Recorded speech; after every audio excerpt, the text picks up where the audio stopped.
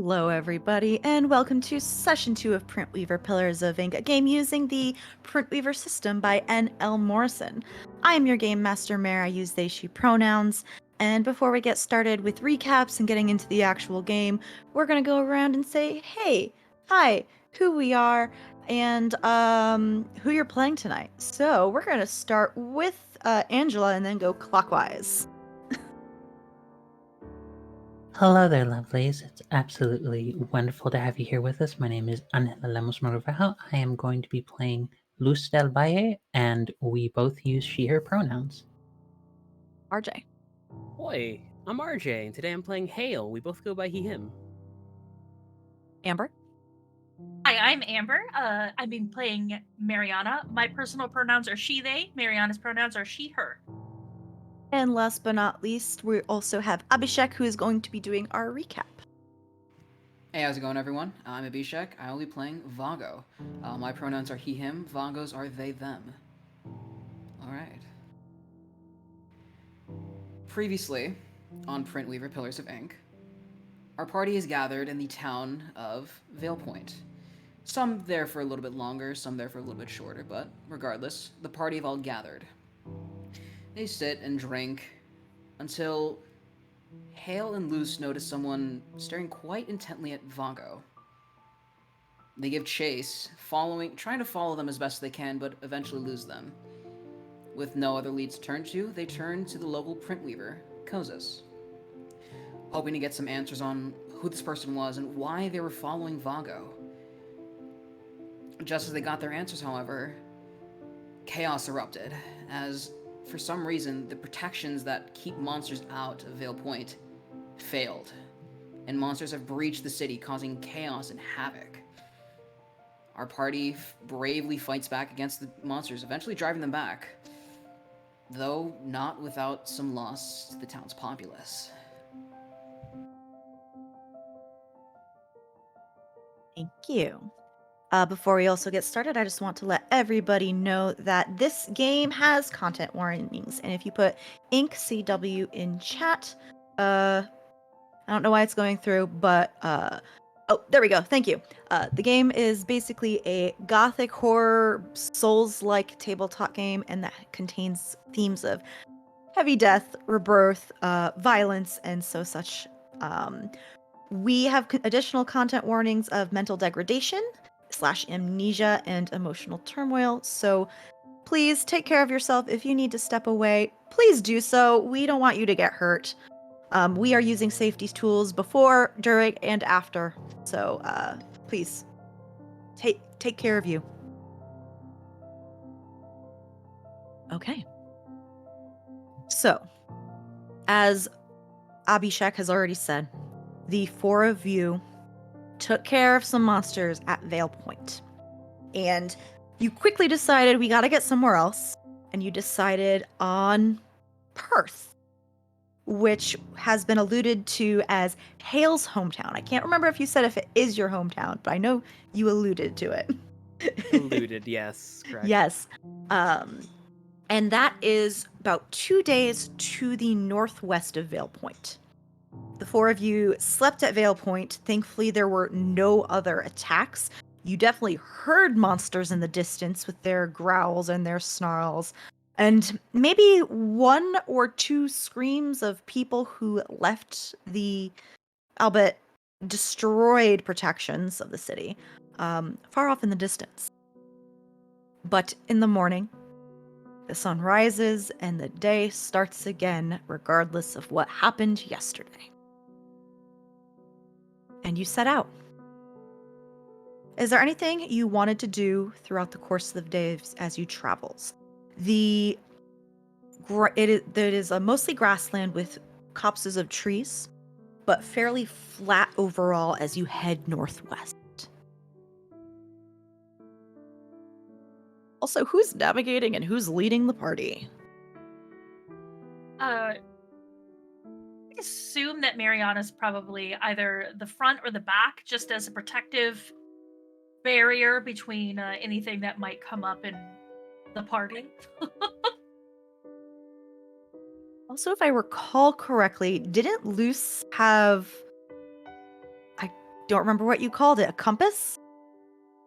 No, we refer to it I know what we in referred our to it niche as. specific hobby. It is an item that it is a globe compass that it's meant to reveal cardinal directions and elevation. So it is helpful for navigation. So I think having her be front lead and navigation would be ideal. Mainly because I assume at some point, if he doesn't say it of his own accord, she will assume Hale will be like, I'm not being in front of this group for reasons. And I think Yeah. that's a good question. Hale, do you make any indication that you know where the fuck you're going? You know, the longer we are on the road, the better it is for my mental health. So I'll just have my hood drawn up and walk next to someone, anyone at all. What about you, Vago? Vago is definitely not taking the front because they know nothing about where they're going or where anyone is going or where Perth even is. So let's let What's a someone else Perth? take the lead. What's a Perth? That is yeah. I think that's the thing birds used to sit on. Oh, like your shoulder. Okay. Yeah, you know, that's the action they do. They perth on your shoulder. There's a moment I have to imagine when Hale is having that thread happen where I'm sure Mariana sees Luce just moving her hands towards the bow on her back. And it's just like, no, just keep it in. Just keep it in. It's like, it's not worth it. It's not worth it.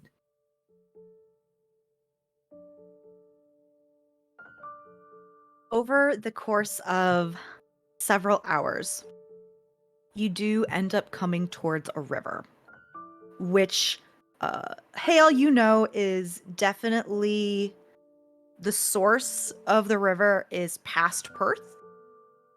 And the color of this river is dyed gray with slivers of a darker black jetting through it. Is this common?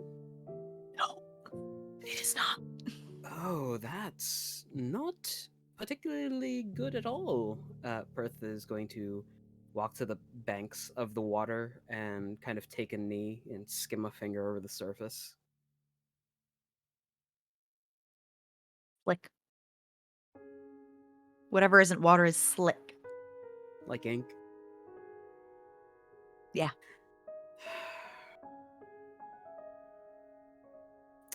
He shakes his hand off, stands back up, and looks over to Luce. I think we should double time it. Yeah? I would agree. This does not bode well for the rest of our travel.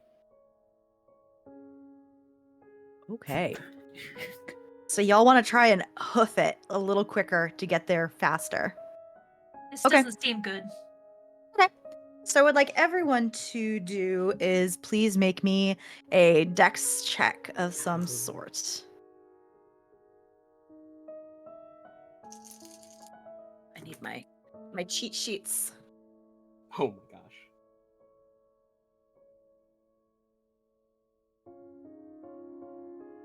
Two successes. One success. 5 successes with a 10. Jeez. And 0 successes for Vago. Okay, so Luce and Hale, you don't have any issues with this. You're fine. You're good. Mariana and Vago, until you get like a good rest, like a good night's sleep. Tonight probably won't do it, so it'll probably be until you get to Perth. You're gonna be rolling at disadvantage for any physical based, actually just in general. You're gonna be tired. You won't make it there in a day. You'll make it there in like a day and a half. So instead of arriving on the morning of the third day, you'd get there like midday, the second day. Yeah. Okay. Eventually, the rest of the day goes by. And you need to make camp.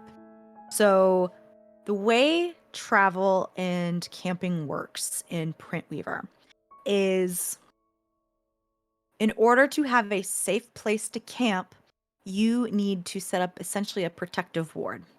And to do that, you need to use ink. Each of you were given 100 drops of ink at the beginning of character creation.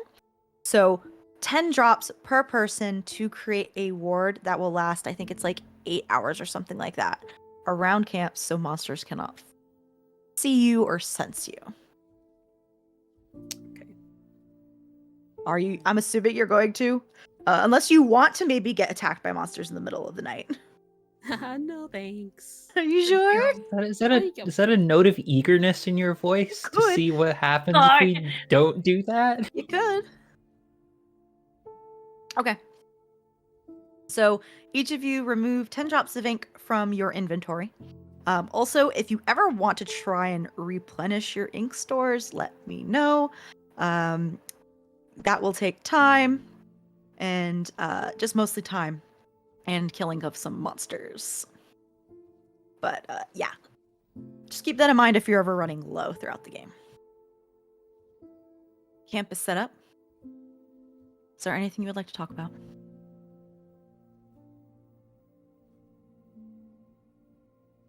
I feel like Mariana has been quiet since all of the events that happened a day ago. And just a general overall sadness that wasn't necessarily there before. I think Hale will approach and sit heavily down next to Mariana, kind of wiping away some ink on his fingertip where he had been drawing like those runes to keep the monsters out. Copper for your thoughts. I just don't know about this world. You know what I mean? No, what do you mean? Like, things are supposed to protect you, and then they don't. Some things are good and some things are bad, and somebody gets to make the decision on that, but then other people say that it's not, and just all very confusing. Give me an example then. The towns, yes, they are supposed to protect us, but sometimes protections fail. That's an inevitability. If you're not prepared for it, anyway. Well, I just don't get it. Like those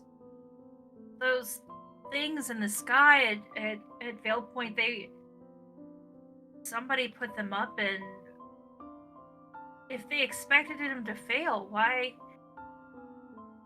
put them up there in the first place? And I mean, if they knew it was only going to be temporary, how do you plan for how long?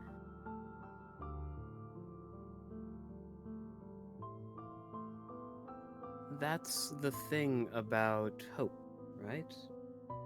You do something in the hopes to prevent an event that happens in the future.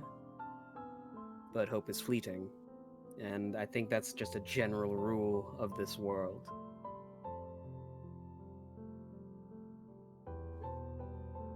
Kind of sucks. It does, yes. But think about it this way, that hope that kept everyone protected for so long is, well, it was there. It helped people live their lives. Just something unexpected rolled around and, well, that happened. Think they're gonna be okay? We're a robust people. We take tragedy in strides. I think they'll be fine. Ariana goes quiet after that.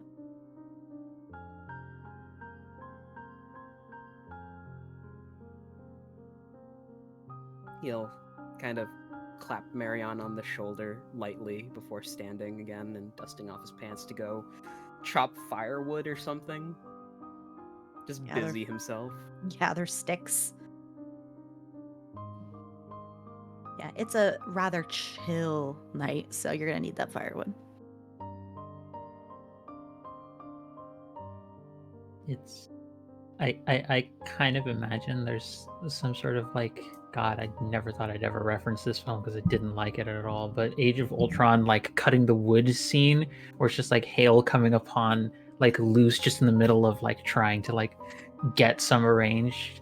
Luce grabs like a trunk and rips it in half. Yep. Oh.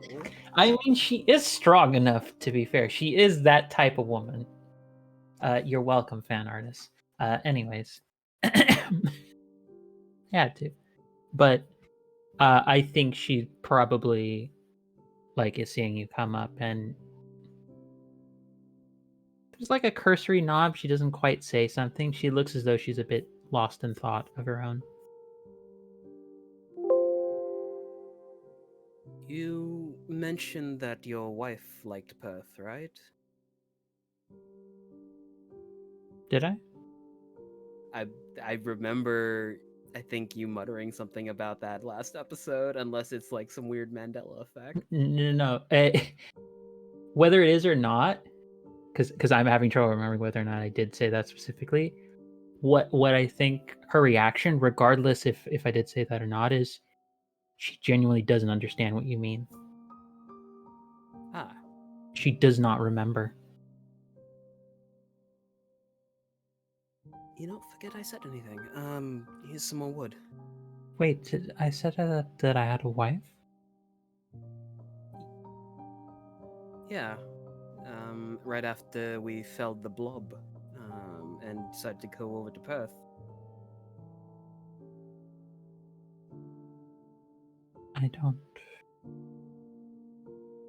I don't remember knowing someone like that. Huh.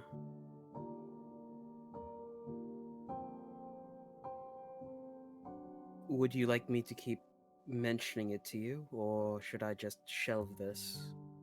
No, keep it in mind. Yeah, Uh, I'll do keep- that. It.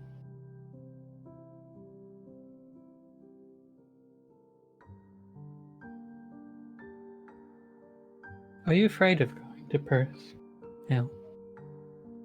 Me? Afraid? Never.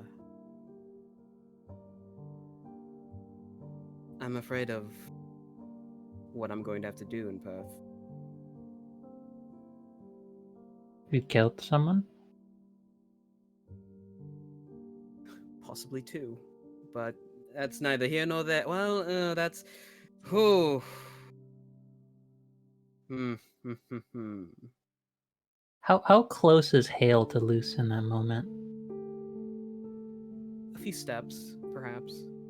I Yet think she came out. closes the gap, and like she's definitely taller than you, and she puts a hand on your shoulder and she's like, "Is this something that we're going to need to worry about?" No.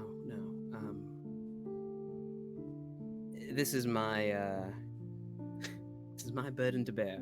You don't have to concern yourself with it.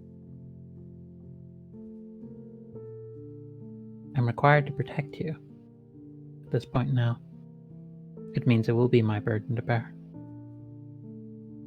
So if you're running from something, then stop it. Deal with it. Or at least let us help with it. No, this isn't something I'm... In a good moral conscience, I cannot run away from this. They should know what... Hell, how many people do you think I've killed that rightly deserved it? Too many? Good answer. You're learning. I'm not going to lecture you, mainly because I find it takes far too long to get such things settled in anything remotely satisfying. And also, it's typically one in one ear and out the other for me. By choice? That's something you're going to have to figure out. You are a curious one, Hale, and she lets you busy herself with the firewood, and she goes to check on What was that? how. Nothing. Remember, I don't know anything. I am here to punch, slash, and shoot at things. Just walks over to see where Vago is, see how they're doing. Vago is sort of probably in a similar situation as Mariana at the moment, kind of just sitting, really just sort of contemplating the events of the previous day. It was a lot for them. And they still don't really quite know what to make of it just yet.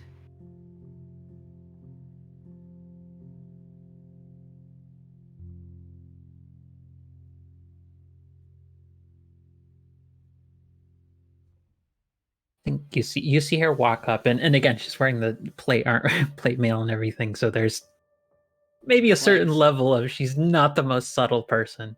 Clank. Both literally and personality-wise, she's not the most subtle of people.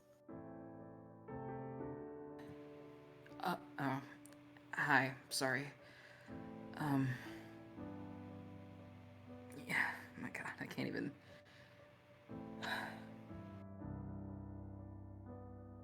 How often are you going to be holding your head around us? Good question. Honestly, until I get all of this situation figured out, I guess, which, given what happened yesterday, may not be for a while. Is that the first time you've seen people die? At least as far as I can remember, which, to be honest, may not be that far, but yes, I guess for a short answer. Let's go with the short answer. It makes me have to talk less.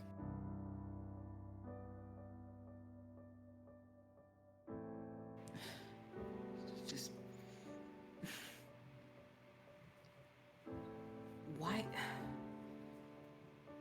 why are we the ones who are so lucky to be able to live on or be able to come back? Well, other people. Vago, they sort of catch their breath and they can't even finish that sentence with just how caught up in their emotions they were for a second. Their mind just sort of flashing back to the last person that they saw before at the end of the battle. They're clutching the pendant around the new piece of jewelry that they had gotten from that person, that Magnus of Cycles brooch, sort of fiddling with it.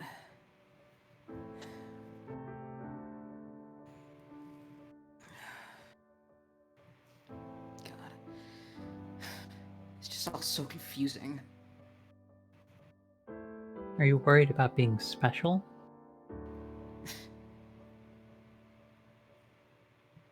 Maybe not being special, it's just... Well... I guess special in a bad way. Like... What if I was... Who knows what I could have been before... now? What if I was some... I don't know, some criminal? I mean, some just... some nothing, some nobody, or... some other sort of malfeasant, or... You also could have been a doctor who cared for many different people and prevented a small plague. You could have been a preacher who inspired hope in many other individuals in a time of despair when the ink seemed ready to drown all of them. You could have been a warrior who killed thousands and don't even remember it all. Are you that worried about it? Yeah, I am. Why?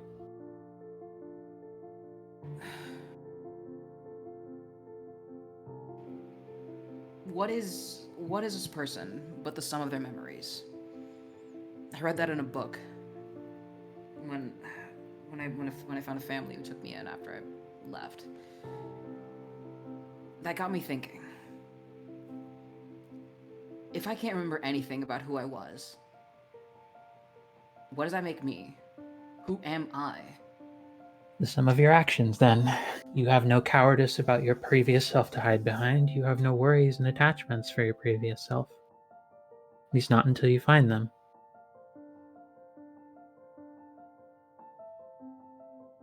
For all you know, for all intents and purposes, the person you were is dead already. Until you find them again. Yeah, I guess that's true.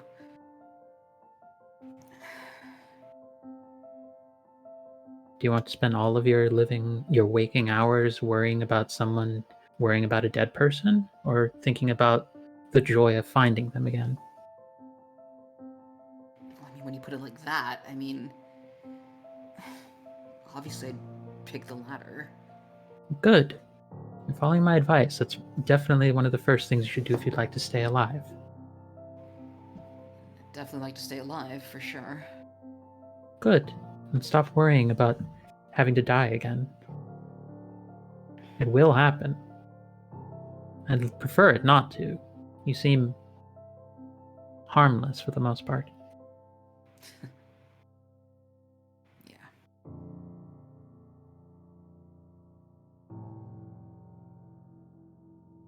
For now, at least. I don't know. Well, just don't kill me when I sleep, and we'll get along fine. You saw me back there. I couldn't even kill one of those monsters, even if I tried. You've seen my arrow shooting. Do you understand why I want my goddamn sword back?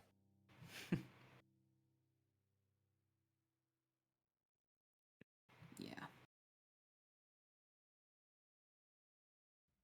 Speaking of sleep, do y'all have a watch when you go to sleep? Finally go to sleep for the evening. First. Taken first. She's making sure at least if we get attacked, it's not on her watch. What about the rest of y'all? I'll take second watch to let Mariana and Vago get more rest because they seem a little more worn down in our march. Okay. What about third and fourth watch for you two? Vago can take third watch. I was gonna say, I think Mariana would like to take last. Okay. All right, let me just roll a die. Okay. It's so Throughout calm, all though, of- you two. I had to grab a D4 for this because there's 4 of you. Okay. Uh-oh. Throughout all of your watches, it's pretty quiet in terms of just regular woodland, like nature stuff. You hear the grasses moving as small animals scamper through it. You hear a couple of the hoofbeats of a couple wild horses just as they are walking by before finally taking their own rest for the night. The wind, every once in a while, just going up to a very brisk gale before slowing down. But on Mariana's watch, you hear very loud movements of wind as the grasses are picked up in a ferocious windstorm. And high above you, you see a multi-winged, long-tailed shadow fly above all of you, heading northeast. I'm assuming Mariana has her notebook out and her holy book and is as close to the fire as comfortably can be, so she has enough light to read. As this wind picks up and maybe her pages ruffle and the fire flickers and the shadow is cast on her, she looks up and really just doesn't have any words to say about what's happening, and quickly turns to the page in her notebook where she had drawn that crude map and is sort of quickly mapping out which direction they're supposed to be going and which way this dragon is supposed to be going. And by this time, I'm sure it's gone. Oh, it's way gone. It's gone. And she sits with herself for a moment. She wonders if this is worth waking up anybody about. I mean, it's gone now. She can't do anything about it. She's like, she's having this moment where everything has sort of been turned. Everything has sort of been turned upside down in her world. So she's not sure what's right and what's wrong anymore. And she thinks about it for a moment, and she was like, if this happened while I was asleep, would I want to know? And I mean, even though, she's not in any imminent danger, because it is long gone, her map is drawn so badly that she's not sure if that's where they're going or not. So she goes over to Luz, and with urgency, but not like roughly, shakes Luz to wake up. This better be about something trying to kill us or something important. Well, it's okay. Well, you see, it's not trying to actively kill us, but maybe actively trying to kill someone else. There was a thing in the sky, and it was like whoosh, and it was big, and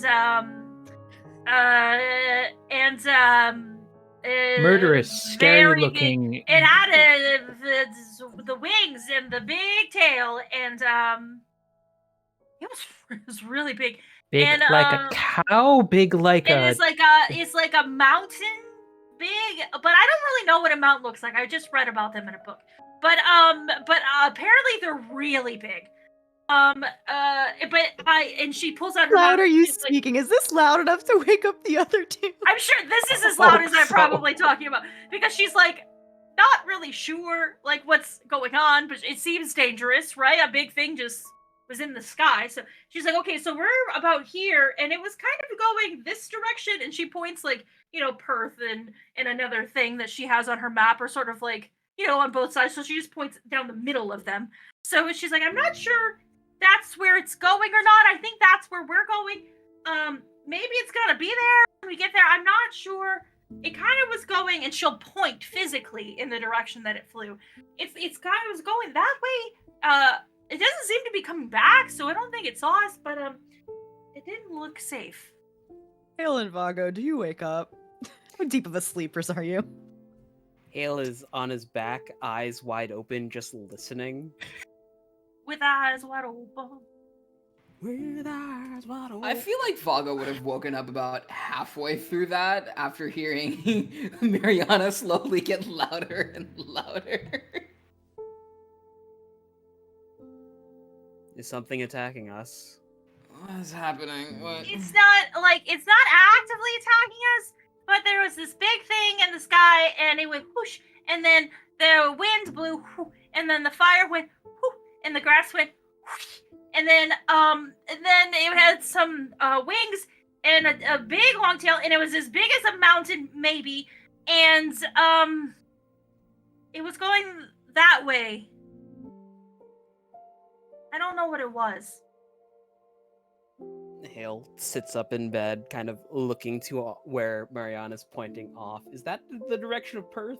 No. No? Okay, good. It's because you said it We're was going northwest. south. That we're, Yeah, well, you y'all said we are were heading north- northwest. It was going northeast. Is heading northeast. That's what I recall, and I'm like, I'm Okay, glad okay. my memory held up true, and that we're not Just not relying very on good- Hale to do the Yeah. navigation. Mariana's not good with directions. General northness. Is there would it be a will check to see if Hale has knowledge of this creature? Yeah, you can roll, but you might not know exactly what it is. You can probably get a general idea. Probably not. I only got one dice in my will, so here we go. Hale has no bloody idea what you're talking about. Yeah. You probably know it was some kind of fucking monster, but that's about it. Like expletive monster? Like, this monster. Just a monster. Okay. I apologize. Oh, there are many ink monsters that roam these countrysides. It was flying. Oh, that's new. Well, if it's not heading in our general direction, I don't think we should worry about it, no? I was kind of thinking that, but then I was like, maybe other people would want to know about that, and so that's why I woke up loose. No. Yeah, that it's appreciated that you have alerted us to a threat in the area. I'm going back to sleep. The criteria of whether you should wake anyone else up or not is, will Luce yell at me if I don't wake anyone up? Would I somebody to tell me about this? Yes or no? So, like, I should wake someone up just so that it's for the record. it feels like, well, and in Mariana's mind, it's like, okay, if this thing comes back and we have to fight it, I mean, you guys are bait. That's... Why is it I'm now imagining, like, if someone ever did fan art of our characters, the Mariana fan art just has a bracelet like around her wrist that just says WWLD on it. as Mariana's Make guiding it principle. Somebody make this happen, please. Be hail do crimes and Be hail do WWLT. crimes. I have a lot of WWLD. embroidery thought floss that I can use to make bracelets. Just Oh, man. saying. Because that's where we're at. Because I think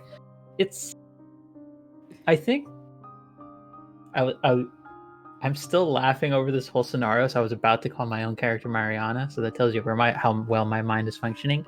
Luce just sort of goes over to Mariana and just puts a hand on her head, like very like softest like pet.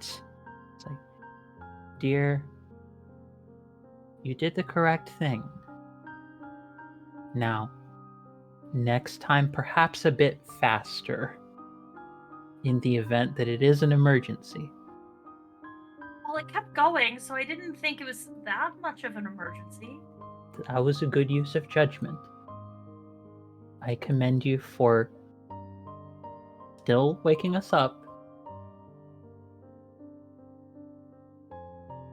Thank you. You can tell she's there's a certain element of strain to her trying to be nice instead of just go straight to, why the fuck didn't you wake us up when a giant bird was going by, a giant ink bird of evil? A mountain-sized one. Sized bird of evil. It's the skies again. We can't prove it was evil. It was very far away. Not all things that are big are evil. You should know that, Luce. There's a genuine redness that appears in her cheeks, and she just turns around and just sort of mildly, like grumpily, just walks away and is just done well.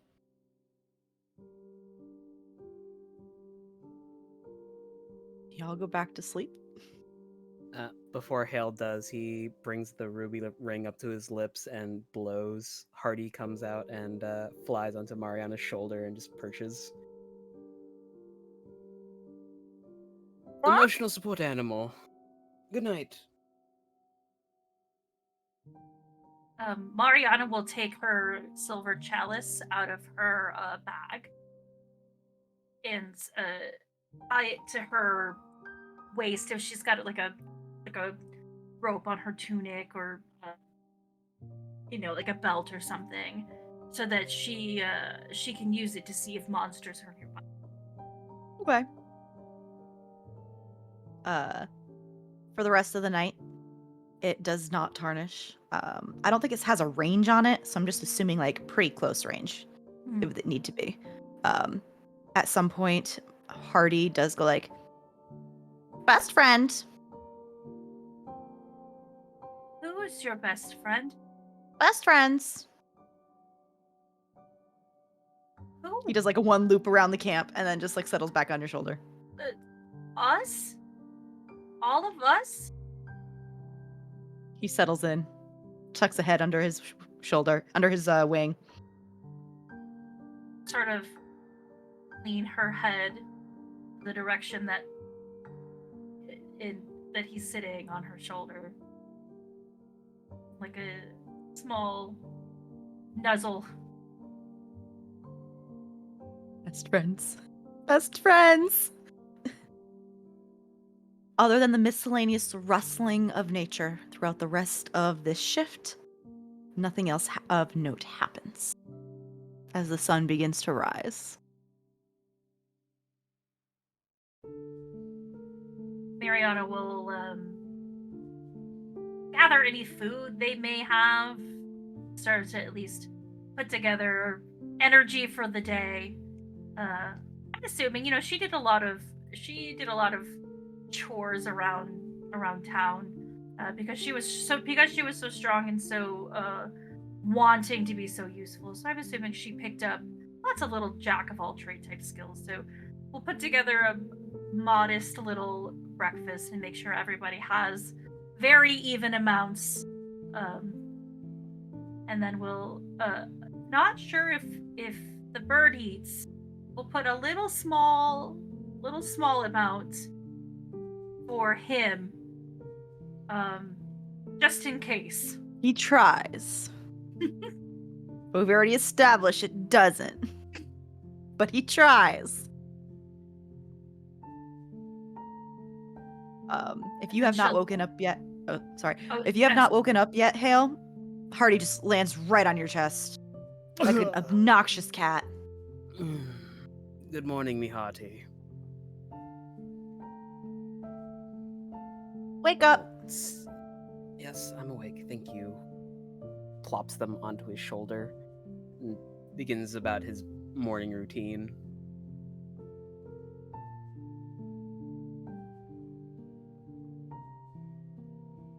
Sorry, I did not mean to interrupt you, Amber.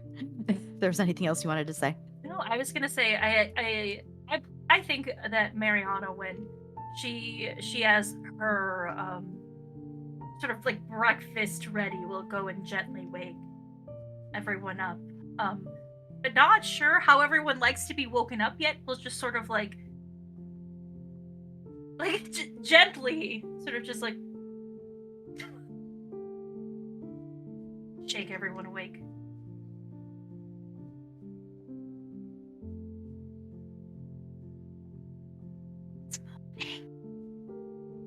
It's morning time.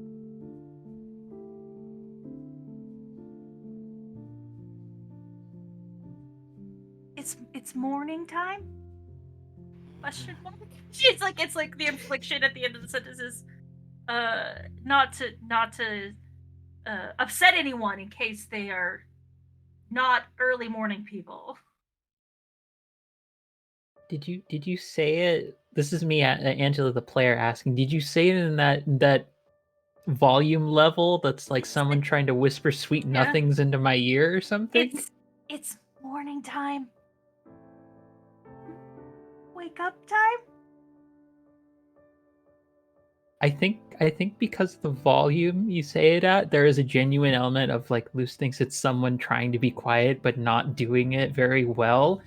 And you just see her like immediately wake up and like hand at a spot in like her breastplate and pulls the dagger out and is like, "Oh, morning, dear." I imagine Mariana was sort of crouched, next to everybody, and probably has fallen on her behind. Good morning. I made some food if you are hungry. It's a little bit nervous. Thank you. Hurry over. See that Hale is already awake and just awkwardly stand there like, oh, she had a plan to wake everybody. Good morning. Hi. There's some things to eat. I didn't know party ate, and I made him a little. It's just over there. Much appreciated. He doesn't eat per se, but well, you know what? It's much appreciated. And Hale will walk over to get himself some food. And Mariana will approach where Vago is, and knowing that he's a bit jumpy, sort of awkwardly stand over him for probably, like, if somebody were watching, it's probably a little too long, because she doesn't want to make him upset, but is like just trying to figure out what the best way to do this is. And so she kind of will just like gently put her hand on his arm and do like one of these, and then like pull it away very quickly. So Vago is probably gonna little toss and turn, just like 5 more minutes. Oh, Mariana, I have the perfect way. I don't think he's waking up. Hale walks over and takes a knee next to Vago's head, extends a pointer finger, shoves it in his mouth, and then just deposits it right into Vago's ear. Vago wakes up with a yelp and just like immediately just starts like cleaning out their ear. They just look at Hale like. You just fucking wet Willy him? Yes. Hale, I swear. Gotta be careful of those ink slugs. Vago just like shaking. I was like, nope. I'm not gonna say anything. Just nope. They just. Vago's gonna turn around and get food. Just while cleaning out their ear from just all of that. So right around this moment that right behind Hale, you do hear a clank of like gauntlets and a piece of the armor. Very, very much just drops right behind Hale to startle him. Oh, there is like that. Hale's still on his knee, like on all fours, back arches like a cat getting startled. Ah! You'd best be careful about the plate slugs. Noted. Plate slugs. They sound heavy. How big are they?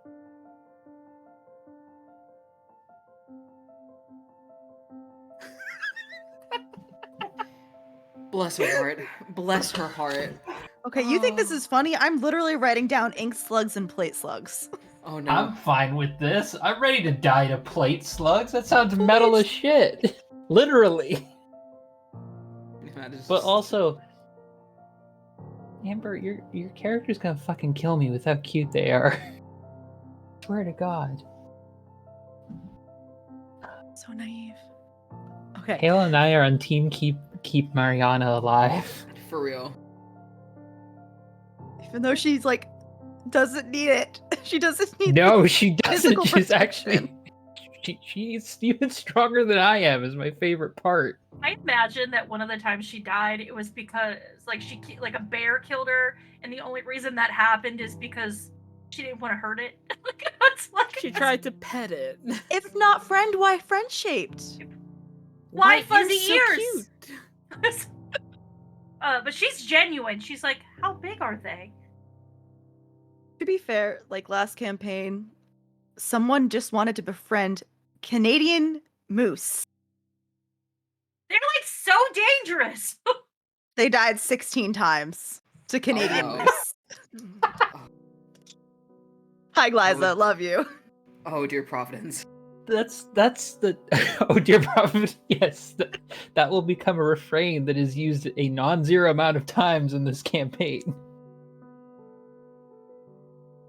Okay. Is there anything else as you can before you continue on to birth? Please, plot progression happen. Please Okay. make it happen, Mayor. Otherwise, we won't. Okay. You begin to trek along throughout this day. It's a little cloudy. It was compared to yesterday, which was a nice bright sunny day. Today is cloudy. It looks like in like a day or so there will be rain. And you're hustling. I'm assuming you're still hustling to get there quicker than you were yesterday. And eventually, in the distance, Hale, you see a familiar small settlement named Perth. It's only very like a dozen or so homes. There are no inns here. It's not that big. Of wooden homes with thatched roofs next to a river. There is one home that is a little set out from the group and closer to the river. And throughout the entire perimeter of Perth are large boulders, which you would know is the part of the protections that were built to make this a safe haven so monsters don't find it. And as you come up, you hear a couple dogs barking, a couple children yelling, some loud older gentlemen gossiping and talking while they are smoking tobacco. The sound just kind of echoes over the land as the four of you begin to approach. Hale has their hood pulled up and will maneuver the group. So I guess we want to get set up first with the print weaver, correct?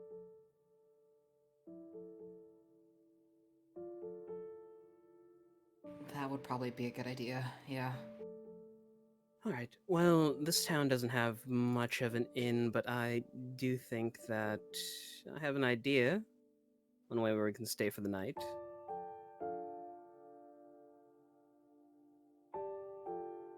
But yeah, welcome to Perth. A very small village town, hamlet. I think that's what they're called. Probably a hamlet. I can't recall. I like Village Town better. Village Town does have a nice ring to it. And Hale will lead them towards the print weaver's house. Hale begins to lead you to that one house that's set off a little bit from the rest of the group that's closer to the river.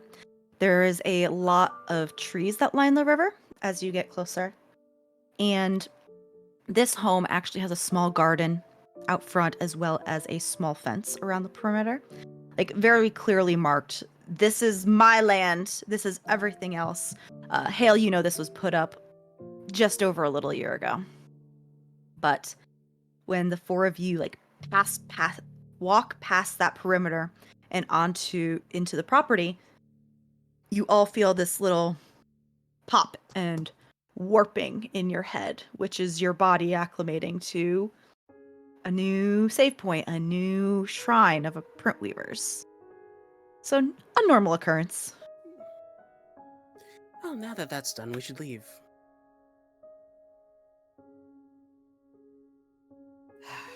No, hold on. Hale will kind of straighten his tunic a little bit, make sure his bracers are in place, and walk over to the door and just 2 knocks. There is the sound of like dishes or like utensils, like a loud clatter of some wood against wood before you hear like a curse.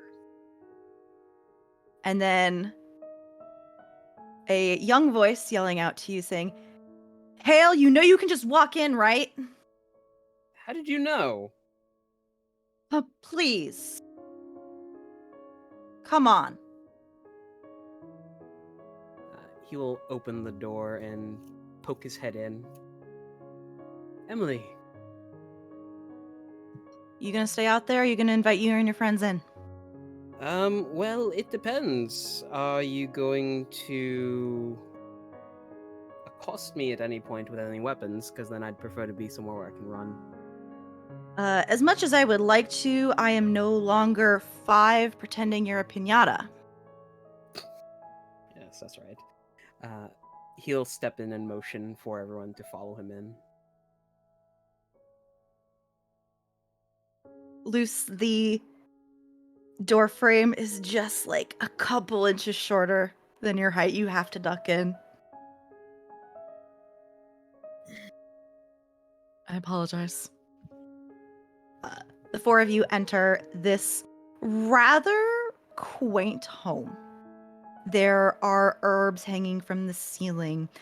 A lot of homemade like rugs and blankets and pillows.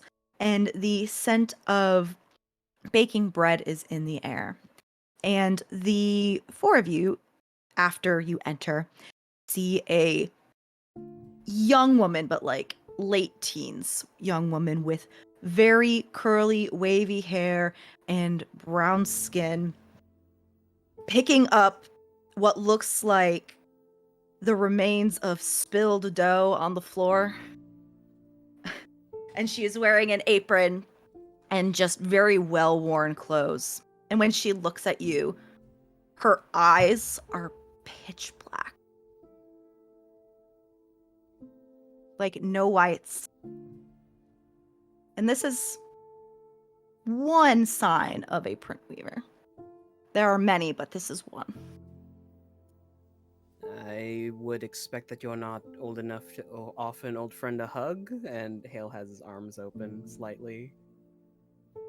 How tall are you again? 5'8". Yeah. She's a little shorter than you, but not by much. Taller than Mariana, so between Mariana and you. She'll come up to you. Some food mess, a lot of flour on her apron, and she'll give you a very tight hug. Actively doesn't clean it off just to mess with Hale.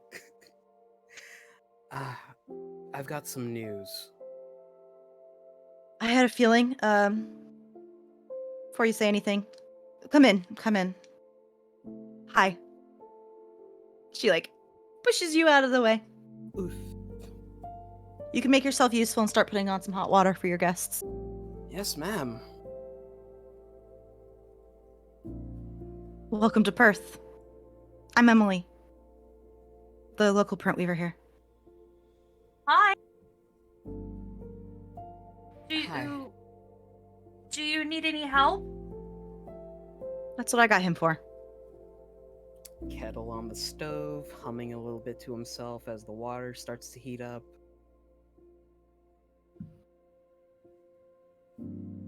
Please, make yourself at home.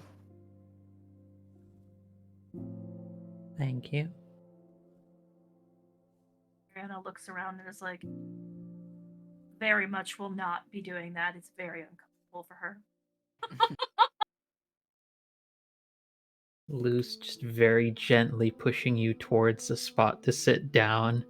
Like, be nice. As you're looking around, just in this main area that connects to the kitchen, like there's a small sitting area and then the kitchen and a table, you see one door that leads off far, like into a side room. But you also see a couple pairs of boots, two drastically different sizes, along with extra cloaks on the coat hook.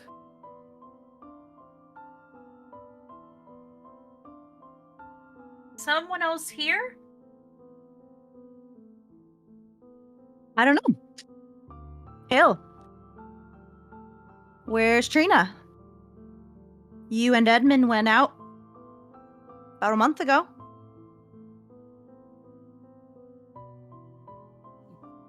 There is a clatter of the the kettle as Hale's trying to move it, but just rests it like off the fire. I lost them. What do you mean you lost them? We were out exploring one of the pillars down south, and I got hit from behind. Next thing I knew, I was waking up in Vale Point. They should have been right behind you. If they died. They should have been, but they weren't. Waited at the print weavers for about a week and nothing. Swear to... Have you gone to see Ulrich yet? No, you were the first. I told him he should not have gone. But no. Just gotta get a little adventure in before fully settling down, he said. Fucking fool.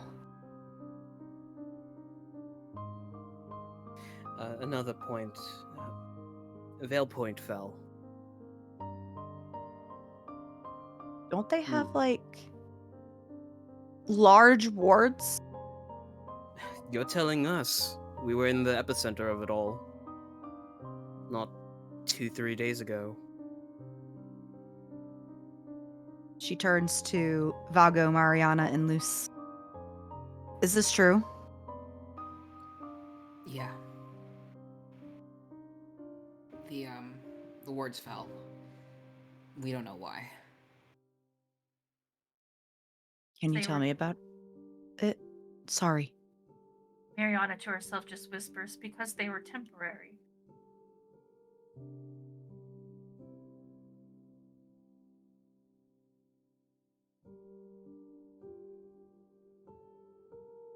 She just sits there. She was just kind of standing and looking back and forth from where Hale's in the kitchen to, the rest of the group, but she kind of sits heavily on, a chair covered with a nicely patterned blanket. Hale has made 5 cups of tea. And I'll distribute them out to everyone.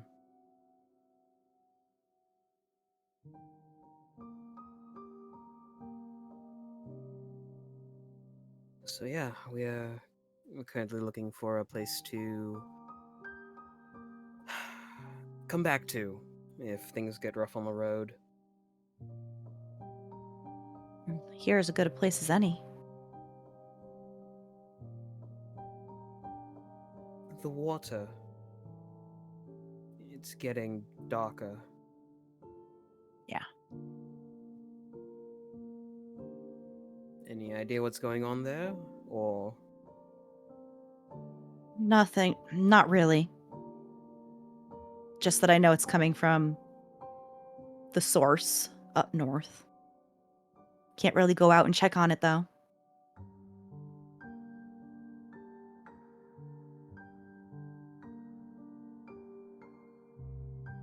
Sorry, where are my manners? Would any of you also like sugar? Milk? The bread is almost done baking.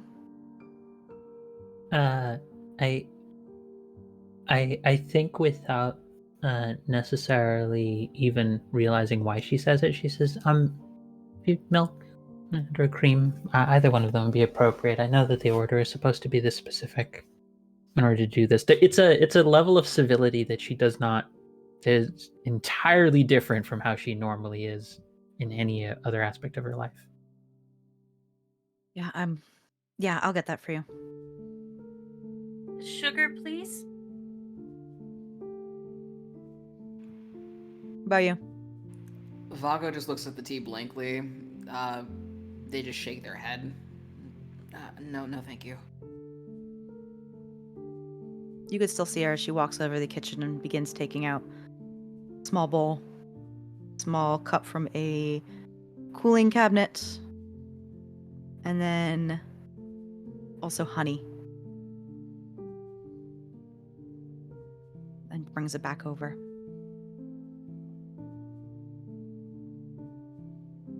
What's that? What's what? The yellow stuff. Have you not seen honey before? Like the bees have? Yeah. You can put that in things? Here, take it. Take some. She'll put her finger on it. Like lick it. Can I have some of that instead? Sure.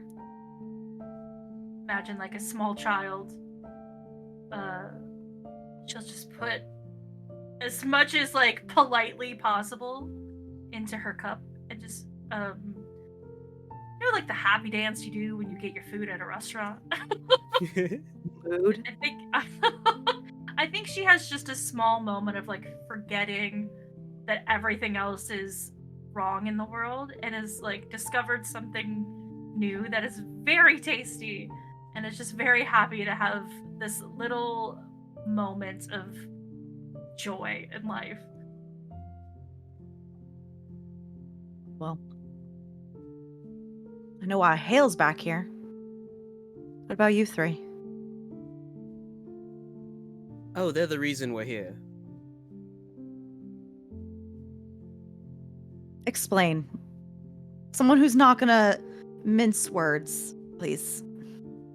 Me mince words? Excuse me. Mariana Here, will Hush, get step loose. up. Hush, hush, hush. Vago will look to Luce as well. Why am I being asked to explain the situation? I don't know what things Because I mince are, words, Luz. apparently. Jeez. Does this man often lie to you? He's a bit of a not a tattletale, but a little bit of a Tall fibber tailor? sometimes. Hmm. He has brought me on to protect him. It is my primary purpose to ensure that he continues to live and does not die again, because apparently he's rather squeamish about that process. I don't blame travelers that are. Dying is painful.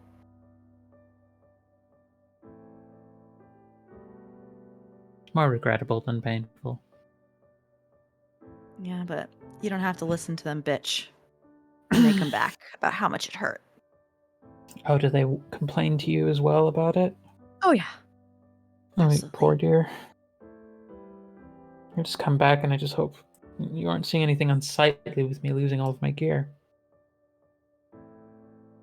She just kind of shrugs and just doesn't seem to care.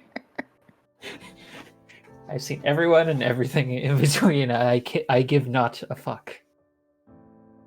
When you bring back people to life constantly, you just kind of Get used to Become it. immune to you're no shock longer about being... phased to.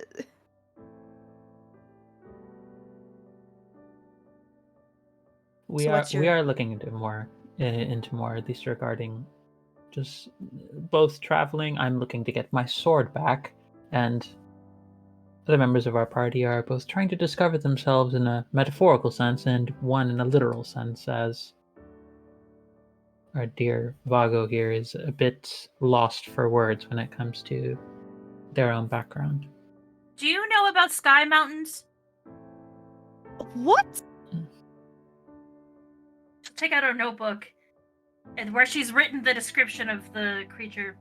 It was big as a mountain and it had wings and a long tail and it make the grass go whoosh and it made the fire go whoosh and it was going that way. And then she points in the same direction she did when she first pointed, but realizes that that's not right anymore, maybe. It sounds like a monster of some sort. Do you know about them? Potentially with the long tail and wings, maybe a dragon. Dragon. She writes that down. I'm sorry. Before I got completely distracted about sky mountains, apparently. What were you saying about someone trying to find themselves literally? Points a gauntlet in hand over to the person in question. Our other amnesiac. She's not going to refer to herself as an amnesiac because that would suggest that she cared to remember. Vago's gonna give like a shaky wave, just hi, yeah, that would be me. Kind of like puts her mug down and just like leans really, really forward, like in her chair, staring at you. Vago is slightly uncomfortable with how far she leans in. I'm still a little new to this whole print weaver thing. Can I see your hands? Sure, yeah. Vago's gonna extend their hands over. She'll like take one of your hands and take both of your puts her hands under yours so their palms up, and she can look at your fingers and your print marks. And she's like begins studying them. And then she just looks very confused for a second. And just like tilts her head to the side like she's trying to puzzle something out. I knew you seemed weird when you walked in. But this does not make sense. What do you mean? Okay.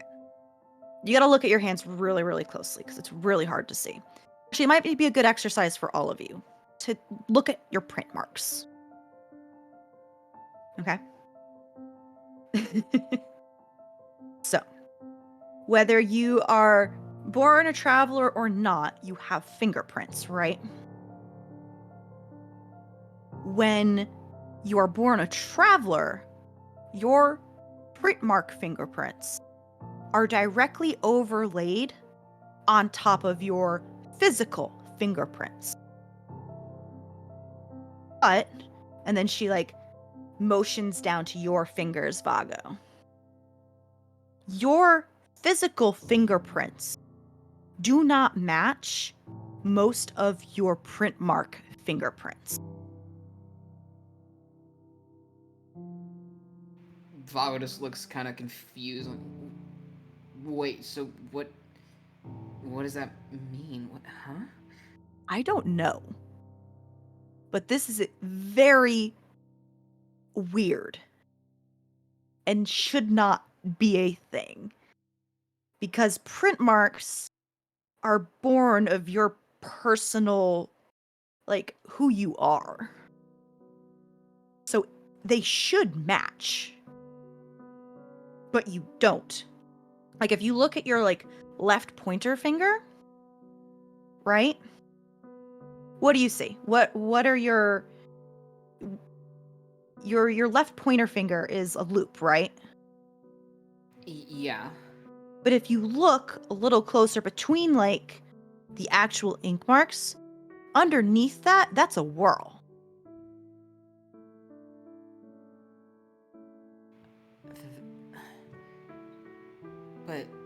But what you're saying is that shouldn't happen. Yeah. Huh.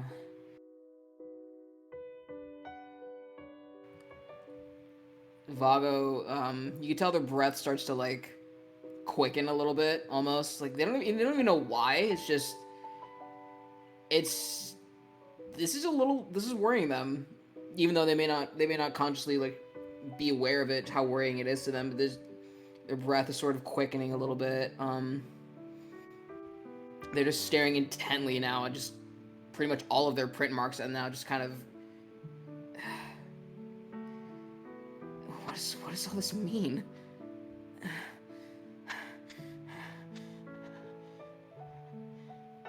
She kind of stands up and just like begins rubbing your back comfortingly. If you're looking for answers, I'm sure you'll find them someday, but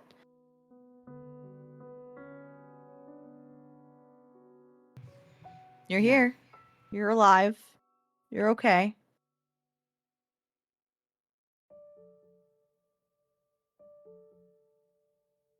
Vago's gonna slowly but surely sort of catch their breath and try to calm themselves down, at least. I'm sorry about that. Okay.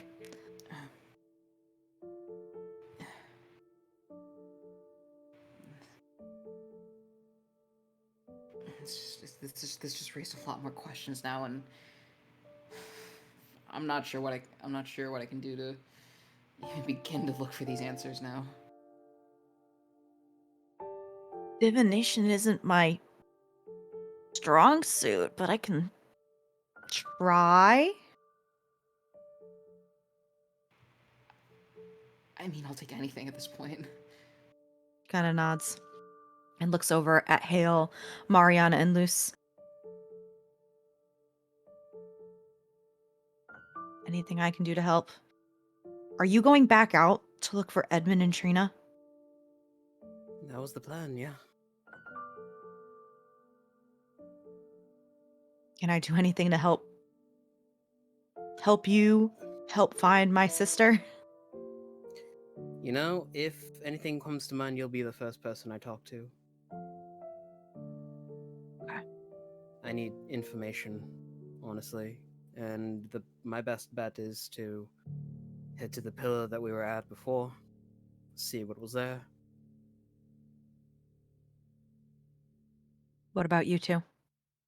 Looks at Luce and Mariana.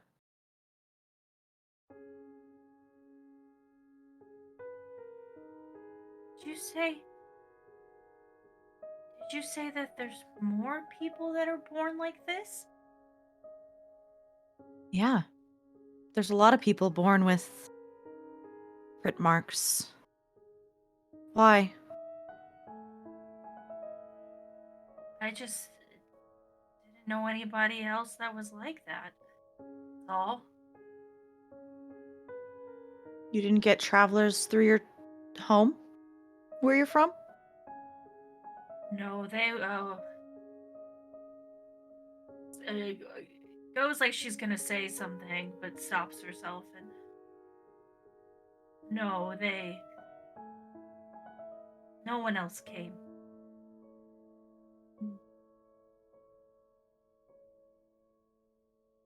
But yeah, there's a lot. Not the majority or anything, but I see a traveler maybe a couple times a month passing by.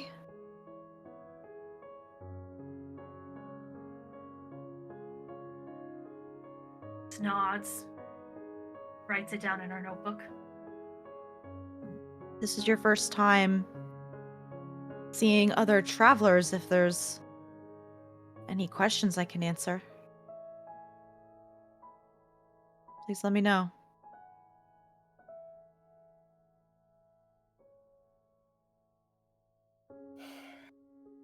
Alright, well, I've got to go rip a tourniquet off. And Hale begins to stand. Ulrich's still out in the field. Yeah, he'll probably be coming back for midday meal or sometime soon, so he his daughter's with your aunt and uncle babysitting. I guess we can all reconvene there. I'm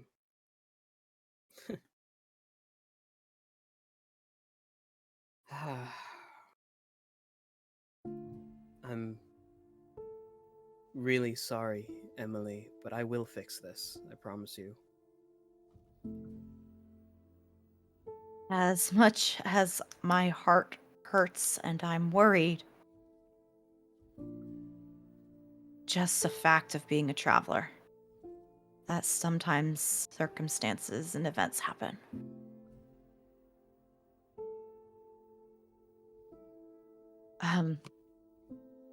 Yeah, go. I will see what I can do for divination in the meantime for the four of you. Okay?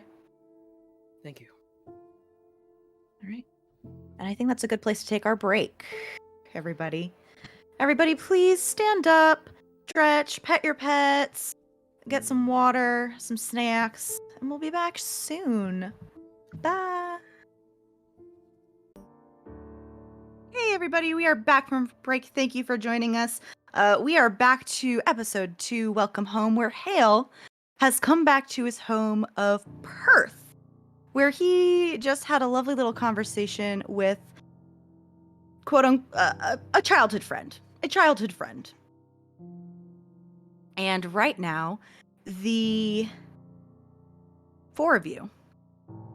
Yeah, why don't you tell us where we're going, Hale, because this is your duty and task you need to do. Hale leads the party away from the riverside cottage into the main thoroughfare of this little hamlet, and he has his hood down now. I think he receives some shouts from here and there, like, "Oh, you're back already!" There's And that like, always one douchebag. yeah. Oh, the two elderly Muppets up in the balcony, like those are Statler? Oh my gosh. the two gentlemen just smoking a pipe on a porch. Um, You get a couple older ladies waving to you. Oh, welcome back.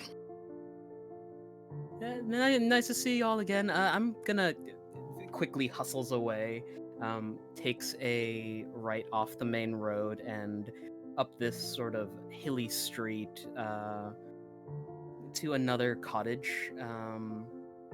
It's a very spacious, wide front yard. There are some linens hanging on some wash racks, and they're flapping gently in the breeze.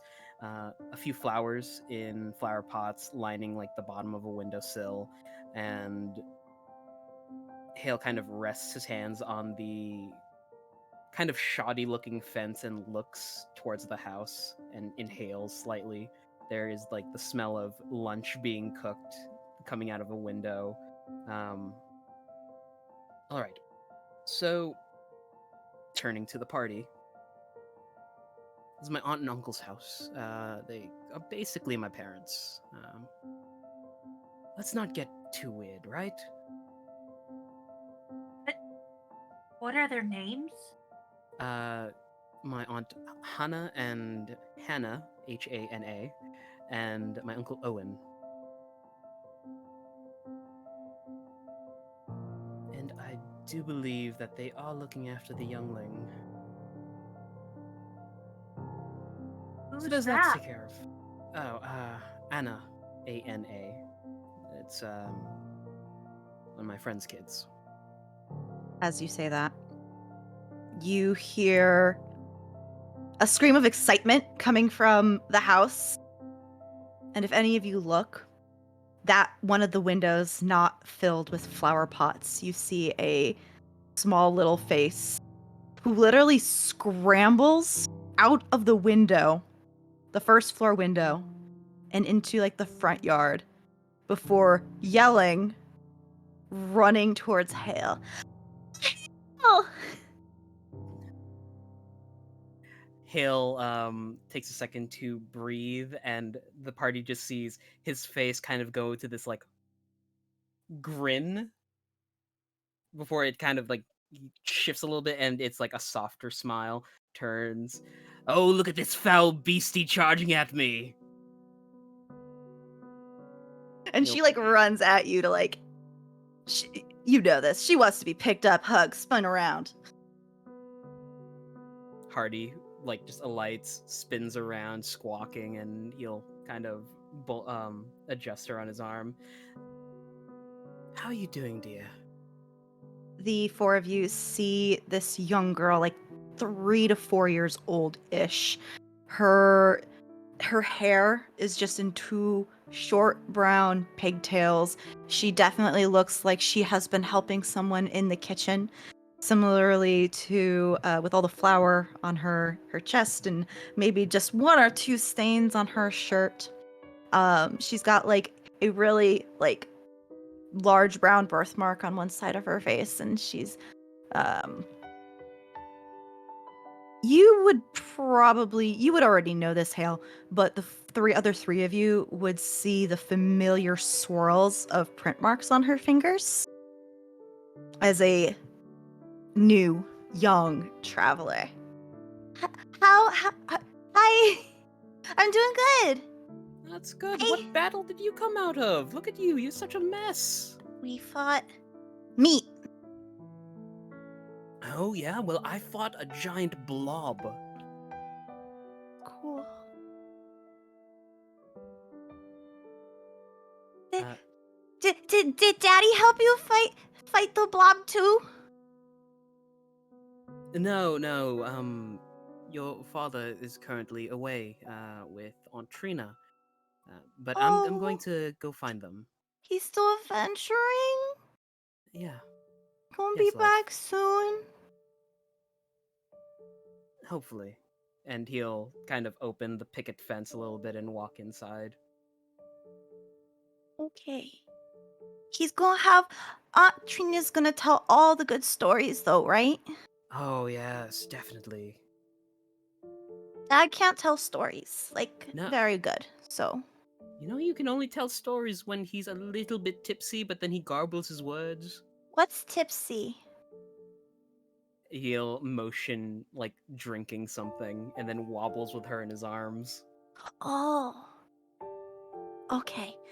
When he has the bottle that I can't touch. Yes, exactly that. The And, like- no-no bottle. As you're walking towards, like, she's kind of like looking over your shoulder, and then she like looks at the other three of you, like, while she's like, facing towards you, like, nah. You're a tall lady.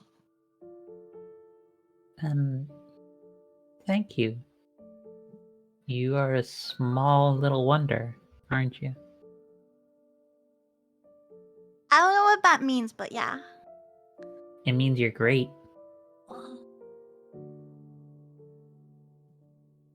And you have gray hair, and then you look a little confused, but that's okay. I'm confused a lot too. You Mare. Fuck you, Mare. Kids have no filter. It's fine. I know! That's why I love them! They don't really lie! They don't understand lying the same way we do! That's why I love kids! I think Mariana is like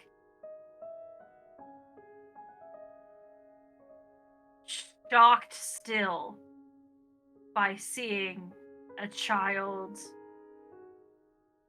with ink, because she spent all of these years not knowing that other travelers existed, except for in stories where they're told that they're awful. And now to see someone else who is a child who has it, I think is just really stunned her. You okay?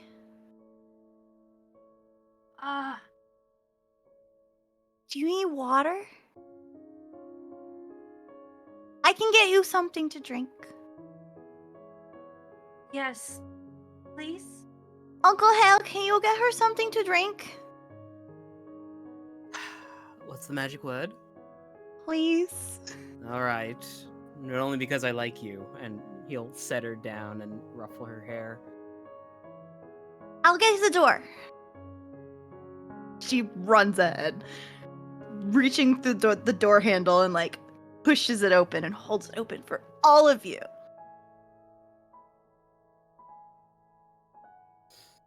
Hale will head towards the kitchen.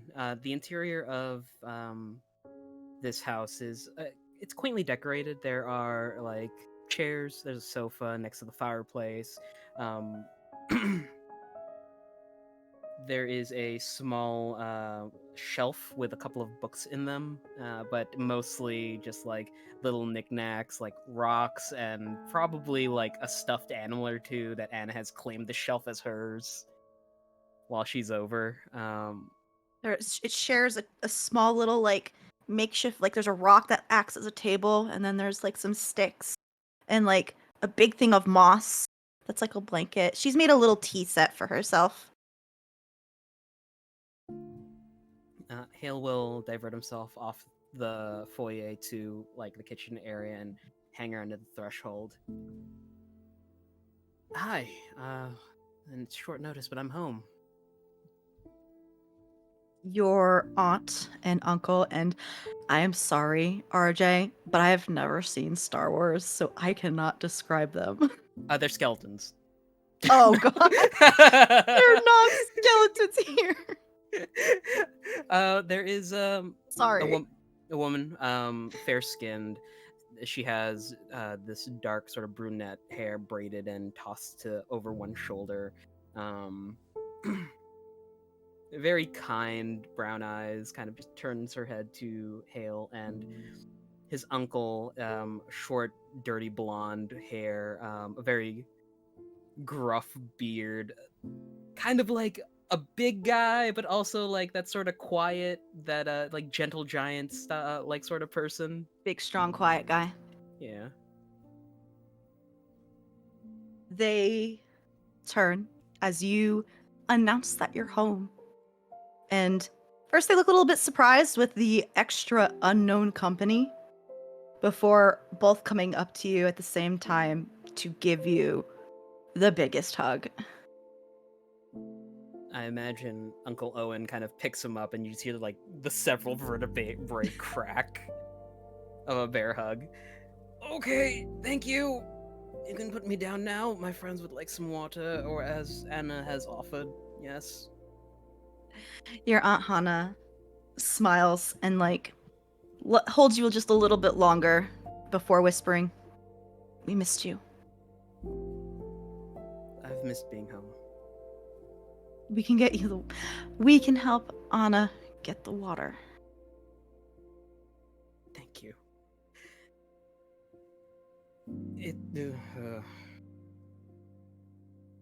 I might as well wait around for Ulrich before saying the news. What kind of face do you have on when you say that? It was sad at first, but it's sort of like it switches to like a very placating smile. Your uncle Owen catches that while your aunt goes off with Anna to get the water. And then his face grows grim before covering it up for the sake of his what is essentially his niece, and turns to the rest of you.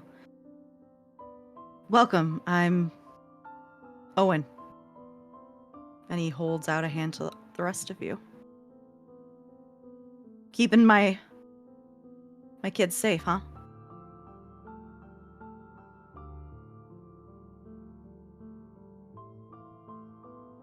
He occasionally makes it difficult for himself.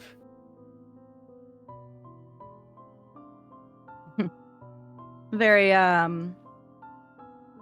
rambunctious kid. That is certainly one way of putting it. I'm right here. I'm aware. Did you think I would spare your feelings simply because you're in front of me? No, but still, I'm right. And he'll walk off into the kitchen to help out. Do you think walking away 5 feet will mean that I can't talk loudly enough that you'll hear me, Hale? Or pardon, Yes. Unky Hale. I can ignore you as best as I can, Luce. Somehow I don't think when people are talking about you, you keep your ears entirely turned away or covered.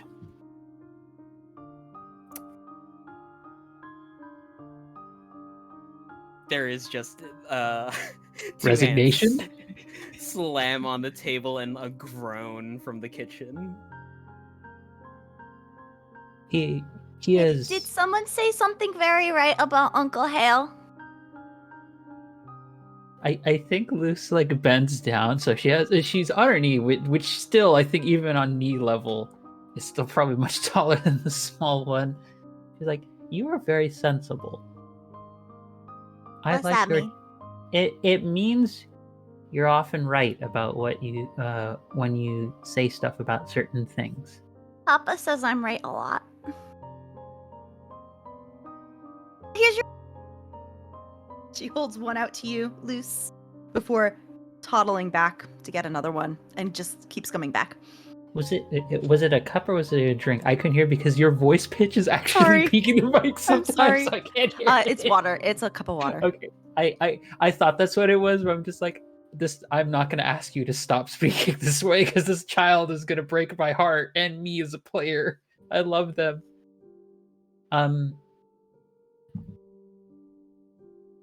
She turns her attention back to Owen. He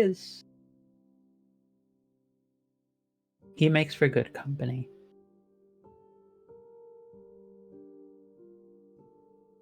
He leans in. Don't let him know I told you this, but he's a good kid. That part I'll believe when I see it. He gives you a hard clap on the back before turning to Mariana and Vago. So what brings you all the way to this little hamlet? Traveling, I guess. Traveling or traveling? Hale holds up his 2 fingers to indicate the second option. Uncle Hale nods. I meant Vago, not Hale. I misspoke there. Well, thanks for keeping my kid company. And then his voice picks up a little bit. Ulrich should be back any moment. Should I take Anna out to play? Maybe get some cookies from Emily's? Yeah. All right. Come on, Squirt. We're going to go get some dessert from Aunt Emily. And then you can help me plate it for our guests with tea. And you just all hear a little squealing of excitement before Uncle Owen and Anna go out hand in hand out the front door.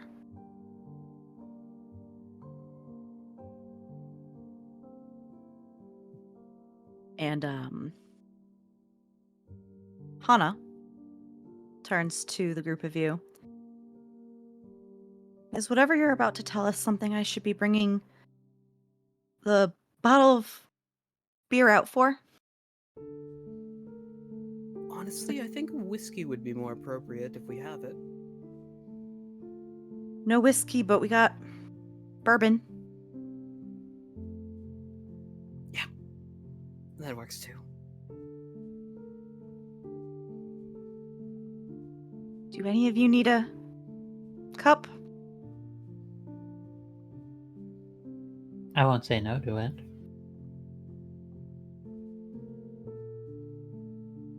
Sorry, I didn't catch your names.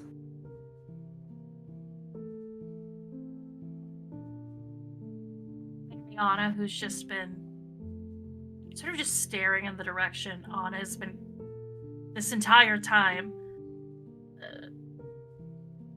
For some reason, that shook her out of this trance that she's been in. Mariana Cross. It's nice to meet you. Vago Viator. Nice to meet you, Vago. Let me go get that, and Hale, get the door. I see Ulrich coming in from the fields. Yes, ma'am. You get the door? He's just gonna lean on the threshold and wait for Ulrich to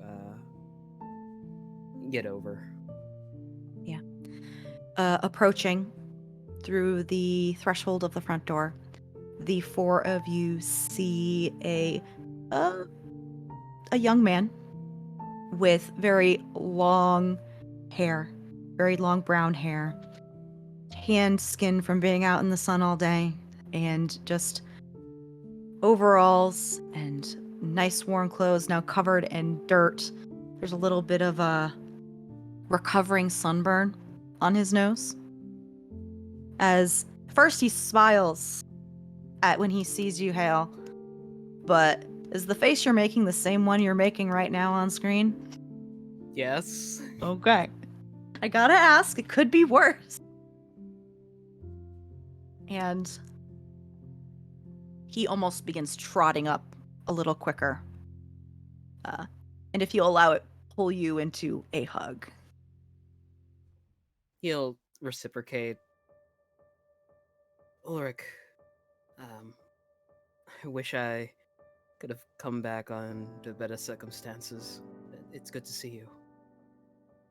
It's good to see you too. I don't like this look on your face. I think most people don't look a lot of looks on my face, and he'll Come on, come on. Be kinder to yourself.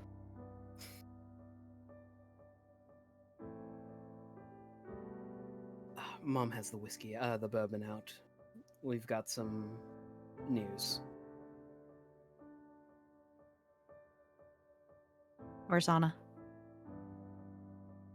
Down at Emily's with Dad. He shuts the door behind him. Kind of looks at the rest of you and nods. Gives a little wave.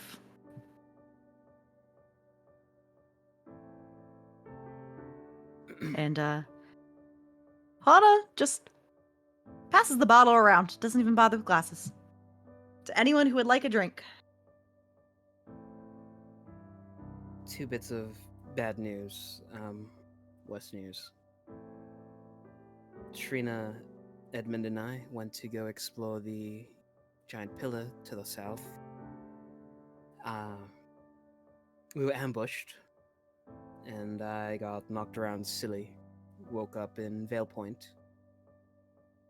They went behind me, so I have no idea what happened to them.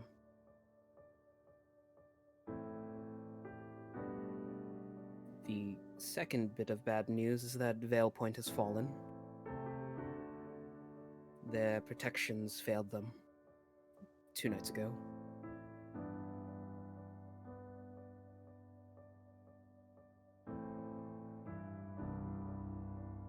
Ulrich, I'm so sorry. They shake their head. Just kind of not knowing what to say at first before taking a shaky breath and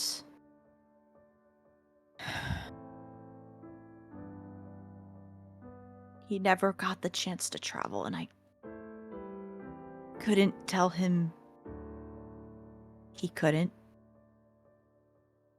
Because if something happens, he'd just come back, right?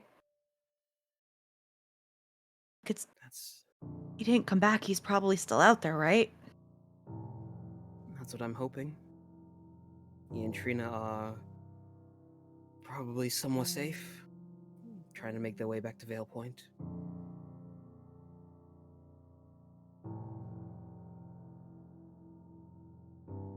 I need to figure out what I'm going to tell Anna. Yeah. I'm going to find them, Ulrich, if it's the last thing I do. He's just kind of like nodding but not looking at you.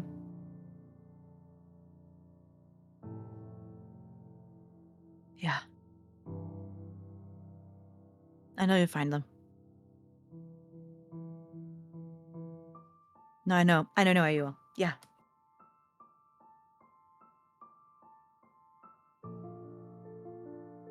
Where are my manners? Ulrich, this is Luce, Mariana, and Vago. They are currently traveling with me. You along for the ride, or you here for the adventure?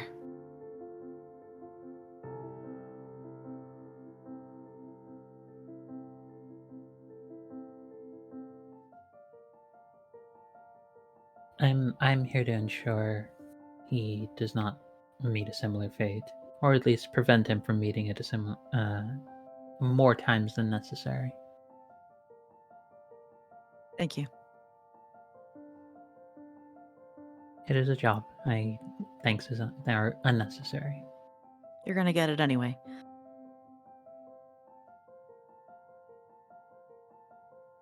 Sorry, Luce, but this family really finds it hard to say no. I've gathered as much considering your behavior.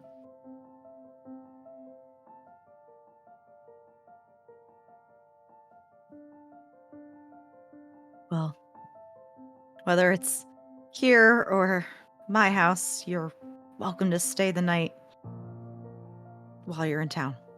There aren't any inns, but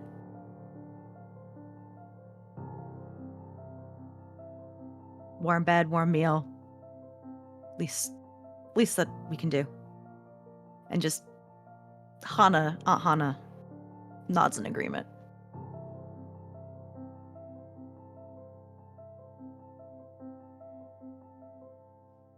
Thank you.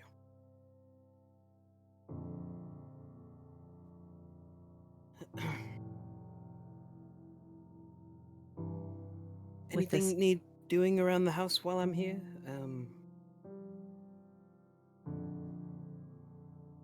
Right after you say that, and after that, right before, like right as you were like filling in the uncomfortable silence, the front door bursts open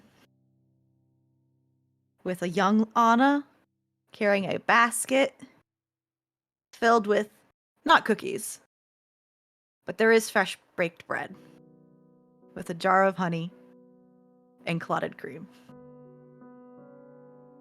I got okay. No cookies, but bread.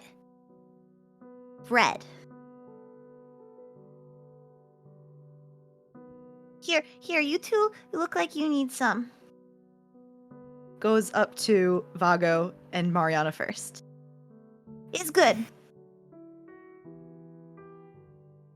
Ariana's eyes brighten a little bit, seeing that there's honey in the basket, having just tried it for the first time ever today.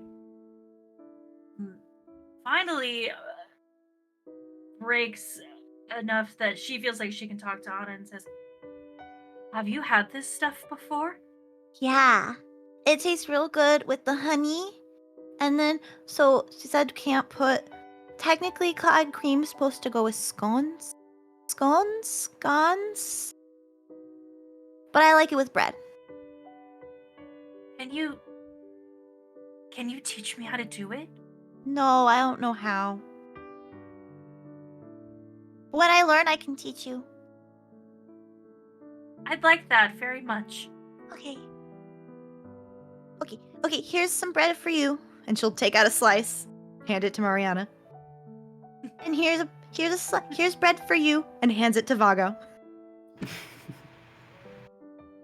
Vago's going to smile, seeing this absolute beacon of a child, just this bright light in what was a rather dreary and awkward silence. They're gonna chuckle and smile, and just with a thank you, they're going to gratefully accept the bread.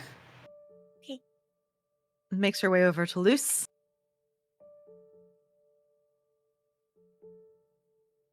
So one of those where she has to like hit a piece of the armor that she can reach to be like, you have to come down. Yes. Bread. Holds it up to you. It's like, oh dear, I've been given bread and I have no gift in return.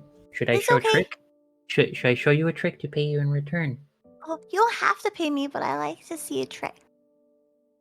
He's like, here, watch this. And then she waves her hand like over a part of the breastplate. She's like, you don't see anything, right?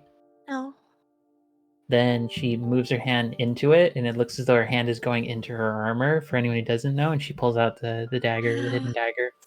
Pointy shiny. Pointy shiny. You may need to know how to use one of these in the future. I was told I'll get gifts someday. You are going to be great. Don't let anyone tell you otherwise. That's what Pappy says too. Good Pappy. And puts it back where it's supposed to be, and she takes the bread very happily.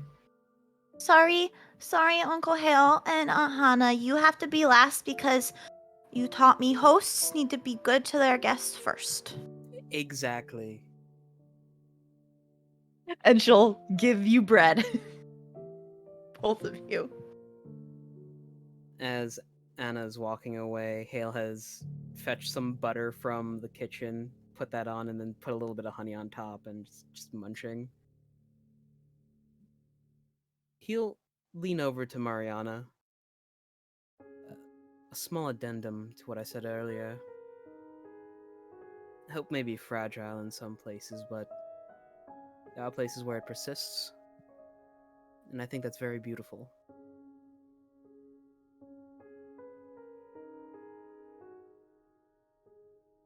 Mariana just puts her head down and doesn't say anything in return.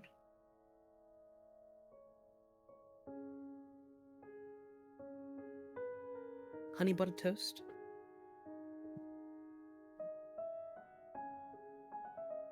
Anna comes back with cinnamon as well and puts that on hers with butter and sugar.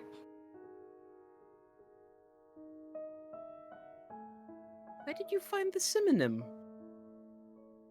Cinnamon. Synonym. Auntie M taught me where to find it.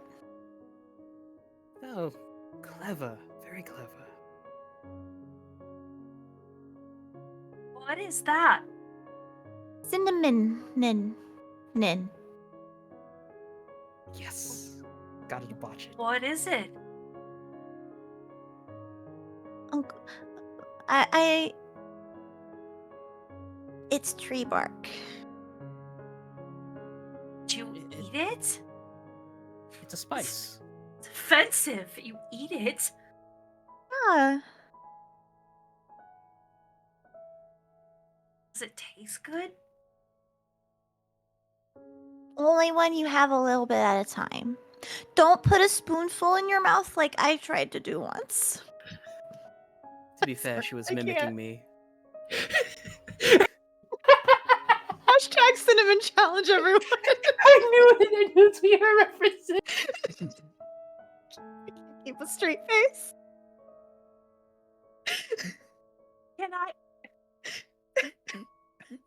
Can I try some? It doesn't taste good alone. You gotta have it with stuff. It's too late. Mariana has already dipped her finger in it like she did the honey earlier. And I don't think I like cinnamon.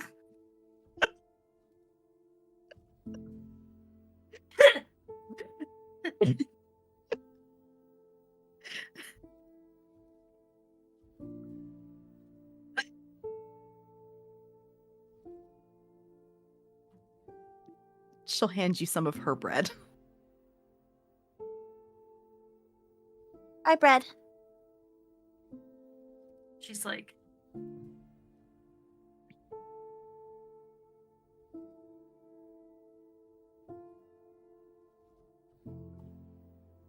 Yeah? wait, nice this way. Yeah. And Look her at that. father pats her on the head. I Thank think you you've... for sharing. Yeah, you're welcome. And she looks up at her dad, who looks at the rest of you like grateful that you are putting up with child shenanigans. And looks down at her and says, "You've been a very good host, but we need to get home so you can take a bath and do your chores, and then you go to bed."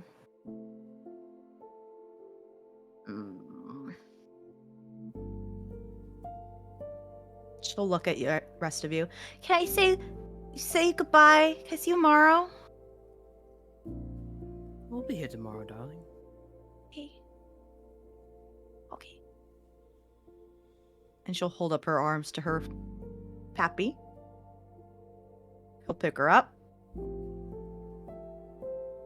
Ulrich will give all of you a nod and a look and be like, if anything changes or happens, come find me, before going out the front door and heading home.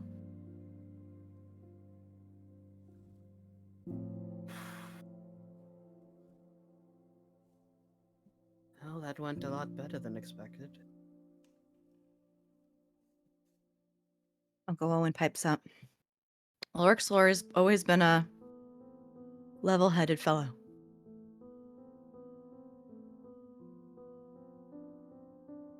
Yeah. Yeah. uh, is it alright if my friends stay here for the night? Of course. We'll get Right. some spare blankets. Might not have enough pillows, but we have enough blankets. Can I help you make up some space for us? If you can help me move some of the furniture, That would be appreciated. Thank you. My old bones aren't as strong as they used to be. I think I can handle that. And I'm going to go get a little fresh air, but I'll be back. nuts. He'll actually leave through the kitchen through a back door into like the backyard area. Okay. Are you going out for fresh air? Or are you going to do something? If you'll allow me, in the backyard area, it's sort of a mess because Anna likes to play back there as well. But there is also like this sort of wooden training dummy that's been put up from when like Hale wanted to try to become an adventurer, so he would work there every day, just working on sword swings. And he just starts hacking at it. Stress relief. Stress relief. You are more than welcome to do so. Hana sits down while you are helping move furniture. Mariana sits back down near Vago and Luce. Thank you. I think it's already been said, but thank you for sticking with our Hale.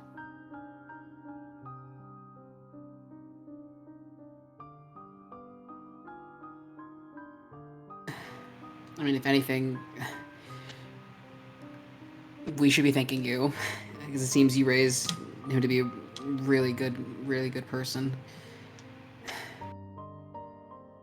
Vago, I have a question quickly for you out of character. Yes. When considering your backstory, like where you've been and where you were for a bit, like what type of clothes do you wear? Are they in good condition, or what is I'd say Vago's, considering their backstory, little on the tattered, battered side. Definitely not like anything new or pristine or anything like that. In that case, she looks at you, like sees the tattered, probably like a hole or two, hole here and there.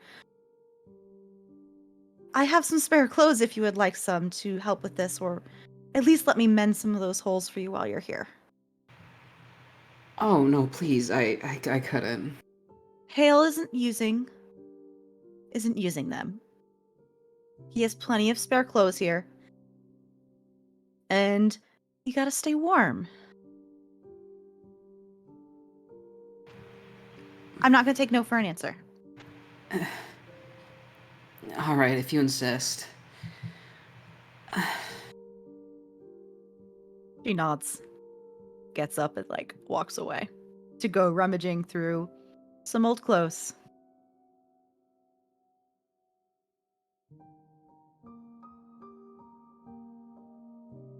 Is there anything else you would like to accomplish here in the meantime right now?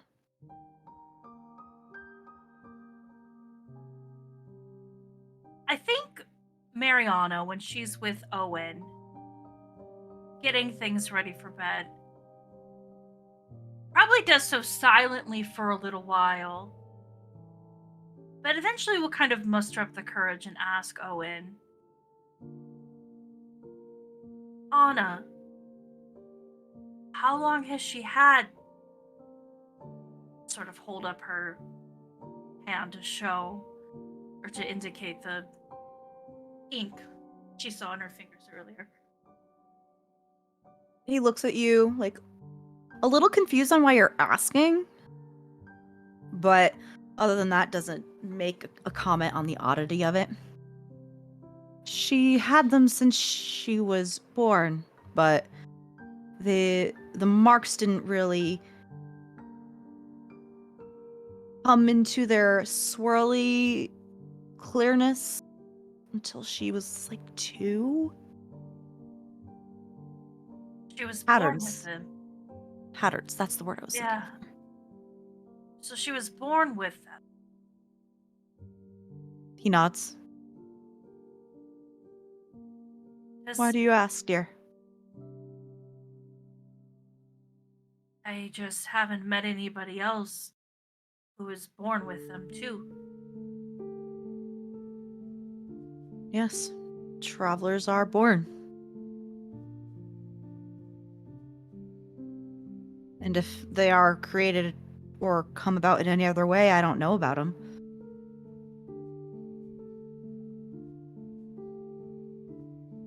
Mariana's really confused because she has all these preconceived notions as to what travelers are like, and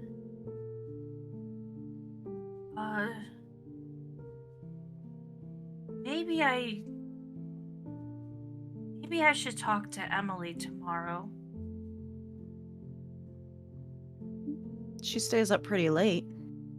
If you wanted to go talk to her now, even before she became a print weaver, she was up all night. I don't think it would be a bother, do you? No. Maybe, I don't even know if she sleeps, to be honest.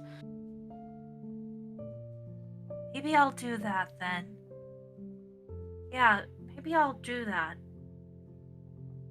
Thank you Welcome. for everything. She sort of just like gestures at the beds being set up and such. You seem a little lost, dear. I hope you figure out where you're going. Me too.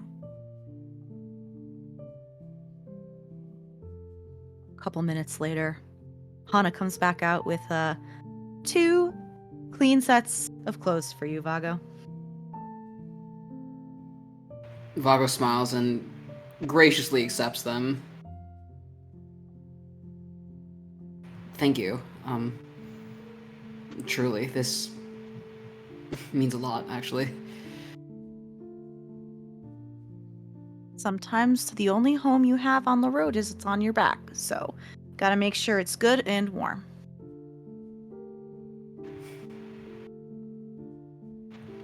Vago wistfully smiles at that before just muttering to themselves, home. Huh? Luce, what have you been doing throughout all this? As you hear things being beaten and sword strikes in the backyard and conversations of home and print marks. Is Owen separate from Anna right now? Yes. Anna Oh, or sorry, Hana. Hana. Sorry. Yeah. They're like nearby, but they're not like talking to each other or anything. Like, Hana's probably cleaning up in the kitchen after talking with Vago. I think Luce goes and for a moment like hesitates to try and bring up something, so there's probably like an awkward moment of this very tall woman, very heavily plated in the kitchen, and there's it's somewhere between thoughtful and a look of thoughtfulness and confusion on her face.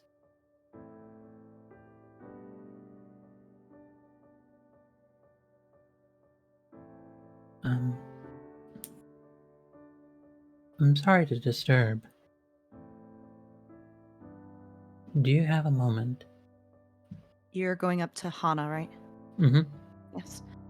She pauses after like scrubbing some dishes and looks up at you. Of course, dear. What is it? Well, first of all, if we are being guests, I see no reason why you should be the one doing that. You can grab a towel and dry then. Perfect. And you see her, she's like very carefully like undoes the gauntlets and everything because she's just making sure that like nothing of her gear is getting either ruined or in the way of it. And like her hands are very calloused. There's scars, cuts, there's so much about her body that I think even after 3 regenerations and rebirths, it somehow lingered. I think it's been one of those things where like she's just carried that with her. Do you want assistance taking off the rest of your armor? That's very forward of you, dear. I mean it in the most platonic and helpful of ways. It can't be comfortable staying in it all day, regardless of how used to it you are. I would appreciate it. I can at least help you get the buckles that are hard to reach. Thank you. If I may ask, how did you and Owen come to know one another? Out of all the questions I was expecting, that wasn't even remotely on the list. Do you mind if I ask why before I answer? Admittedly, there's a part of me that wants to say no. But yes, I would mind a small bit, but let's ignore that. You've been so kind to us that I think it's only fair to ignore any of my own discomfort for at least a little bit. You don't want to answer, you don't have to. I don't mind. I was just surprised. Am I not the type to be interested in those sorts of things? Do I not look like it? No, but we did have some fairly serious conversations. Just seemed a leap in topic. I will make sure to check in on. She says this a little bit more quietly, since I imagine they're both like the side next to one another at the like kitchen sink kind of thing. So it's holding you, just the handing you- conversation. Yeah, it's like one washing, one passing it over, then beginning to dry. And I think as far as framing the scene, I think it's oddly very domestic on It's Luce's so part. domestic. Like, And like you both like look roughly the same age too. yeah. So there's definitely an element of like, why is Luce so soft? Like, this is not the person who should be this soft in this moment. I was just curious. You both seem, despite the difficulties, the difficult news you have, you both seem like you're trying, and as much as I'm disinclined to believe he is competent, seem to have done well with that one. She gestures in the direction of where she hears the strikes. Though he talks far too much for my liking. I don't know where he gets that. Well, he certainly didn't learn it from you, and I mean that in the most positive sense possible. Hearing his ramblings as a child was always a great comfort. It was never quiet or lonely around here.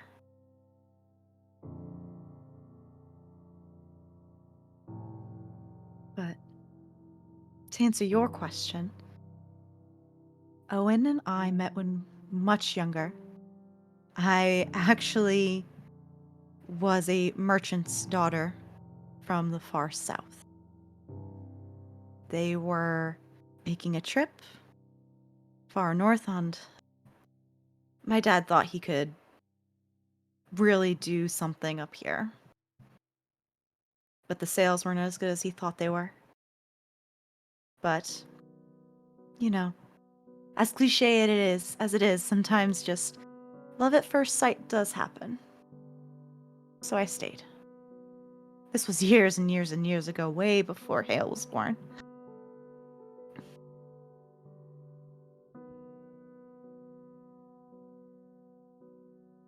There's a sweetness to knowing someone is there, and in drudgery and crisis, in difficult times, that they are just by your side. That it is.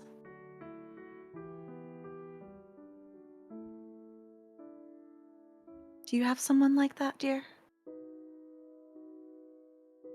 I don't know how the best way to describe it is, but there's a longing in your eyes.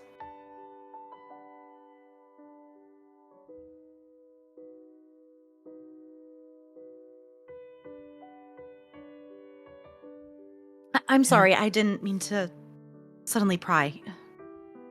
An older lady's musings. Dear, we're near the same age, so I think it's a musings of both of our parts. Are we, though? See her like gesture the part of the red in her hair that is definitely starting to do the. But then she wiggles her fading. fingers, motioning to your print marks.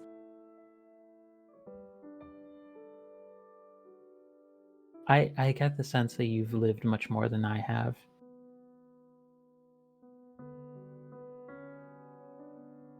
But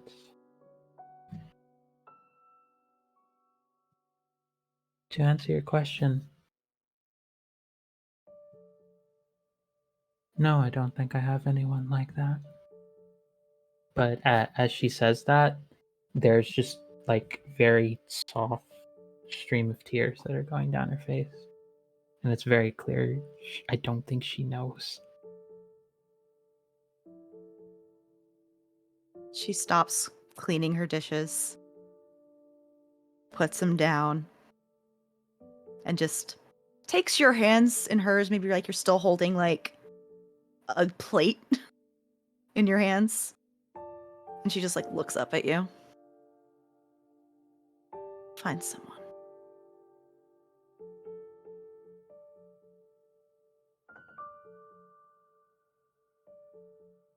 It doesn't even need to be romantic. There are people there for you. And I'm sure you've met them already.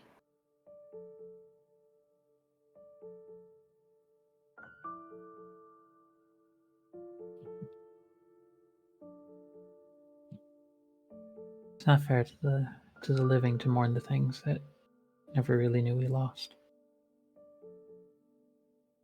Let the living have their space to mourn that they've lost. I don't even know what.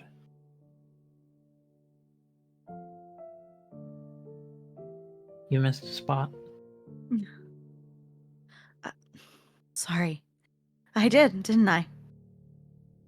And just she turns back, letting you have the rest of your moment to miss the spot that she clearly didn't miss. No, and I think there is like a last moment where she's finishing. She says something to the effect of like, "Oh, congratulations, lovely, we did it," and then she doesn't know why she said that.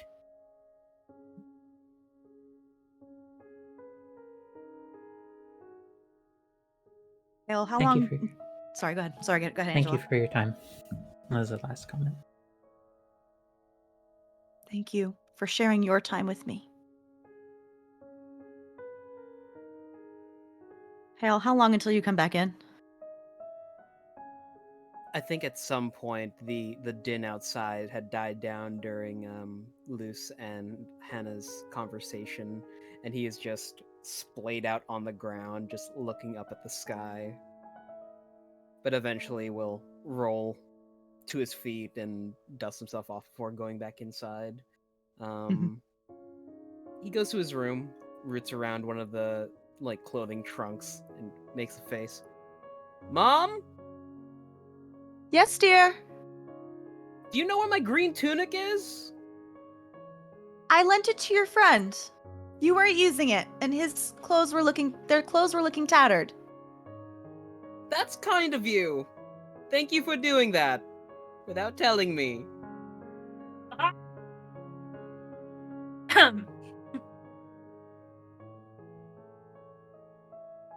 She doesn't look like she feels bad. He wasn't using it.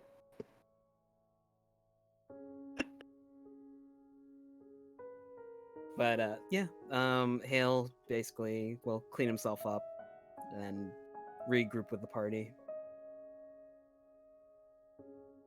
Out of character, when do you want to talk to Emily about divination stuff? Tonight or tomorrow?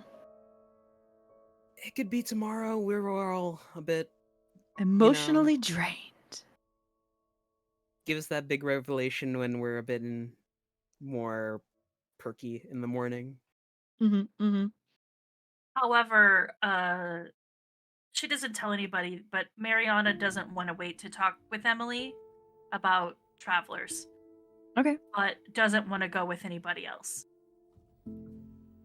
Okay. So you want to go after everyone has settled down for the night? Okay. Yeah. I'm going to assume question mark that everyone does settle down. It's that sort of tired after a very long day when you get back into your actual bed, where they have been on the road for less than a week, but still, like, that longing of just like, oh yeah, this has been shaped into, like, my form. This bed knows, like it's basically conformed to his features that he can just sleep peacefully for once. This is where the arm indent is when you're sleeping on your side. Oh, yeah. Okay. Mariana, you can sneak out in the dead of night to go see Emily.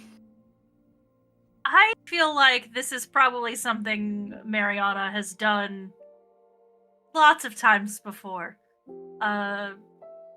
Sneaking out? Not usually to go see someone, but because typically I think she's done this just to go somewhere peaceful and just to be away from sort of the hurt that she just feels being around people that are so hateful to people like her and don't know what she is. But I think that she gets some of those like anxious feelings leaving, but tries to calm them knowing that she's not escaping. She's finding answers. Something I never thought to ask you, Amber. I can't recall if I did or not, but the religion that you grew up with, do you wear any symbols? No. Okay, No. I didn't think so, but I had to ask. I think the only thing that she has from her religion growing up is her holy text. And I imagine that if it had a cover, that she has done something to cover it. Either Okay. put some sort of pretty paper on it, or made a little like leaf collage on it or something to cover it, not to desecrate it, not like to scratch anything out or to cause any harm to anything, but just simply to put it away. You did the brown paper bag like we used to put on books in school. Yeah, she colored it with her name with a Superman S on it. So yes, you can sneak out, even though you're a full-grown fucking adult. Barely. Barely, but you're an adult who you can easily go without having to explain to anyone where or why you're going. But yes, you can head over to Emily's. I think that's just a feeling that when you make a habit of something, you can't shake it. Mm-hmm, And so she feels like she has to sneak, and she sort of takes her time walking over to Emily's just to sort of exist a little while by herself. And when gets to Emily's door, will knock just loud enough where somebody awake could hear, in case she is asleep. She doesn't want to bother her. After a moment, you just hear, "It's open!"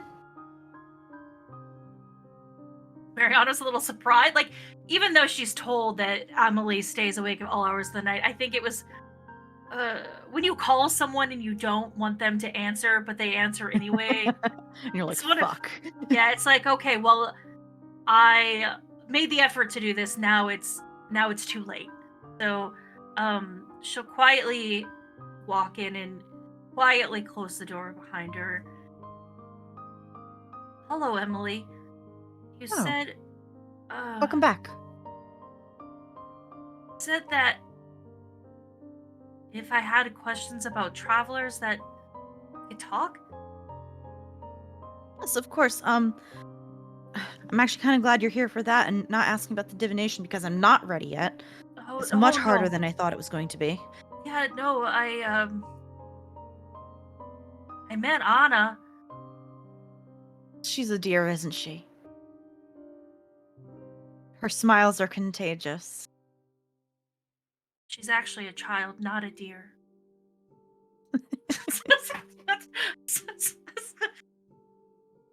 Like, You're that's correct. Mariana's trying to make herself more comfortable. Um, Come in, come. Don't stand. Don't stand. Just come sit down.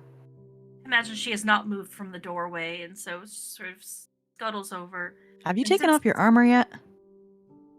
No. No. Are you gonna sleep with that on? Please tell me you're gonna at least take your armor off before you go to sleep. I suppose if we're inside, dragons don't really fly inside. No. So yeah, I can do that. Just make sure you do that before you go to sleep. I hear it's terribly uncomfortable. I To didn't sleep in. rest. Didn't rest very well yesterday. I'm sorry. That's not why I'm here. Anna was born inked. Yes. All travelers are born as travelers. All of them? All of them. When does the ink come? I've never been there for the birth of a traveler, so I can't tell you for certain. But I'm going to assume right out of the womb. This Mariana's mind is like, because so it's not because you're bad? What do you mean because you were bad? Like you have badness in you.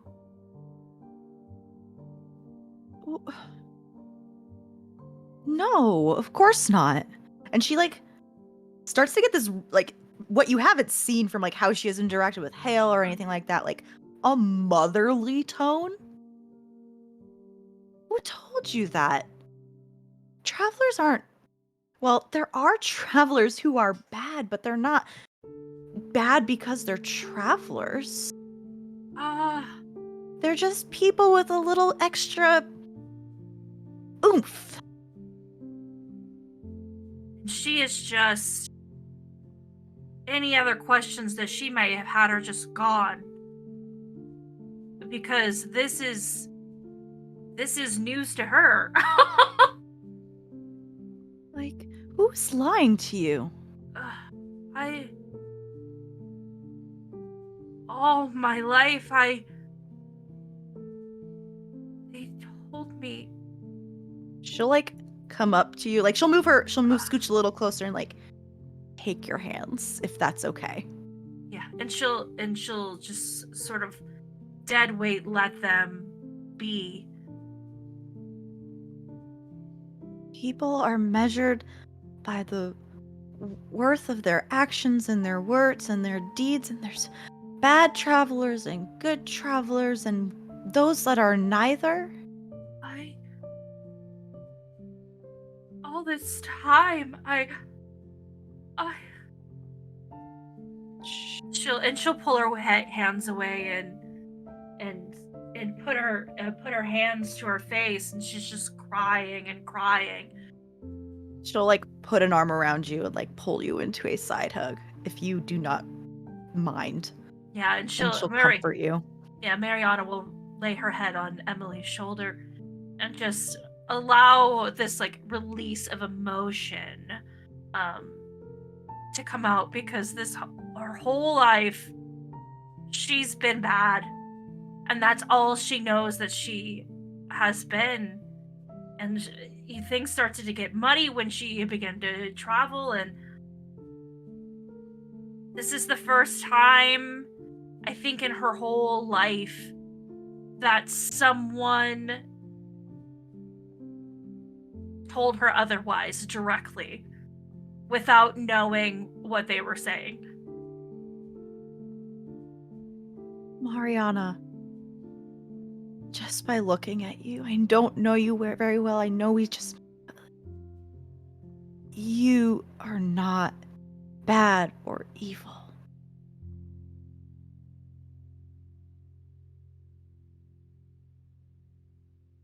I didn't know. For so long, I just didn't know. Well, you know now. And I hope you'll continue to know and believe that you are not something just because people tell you you are.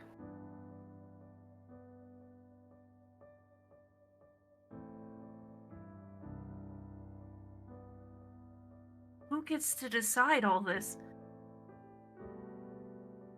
Who gets to decide anything about the worth of man? People are judged on a variety of factors, and some people are right, some people are wrong.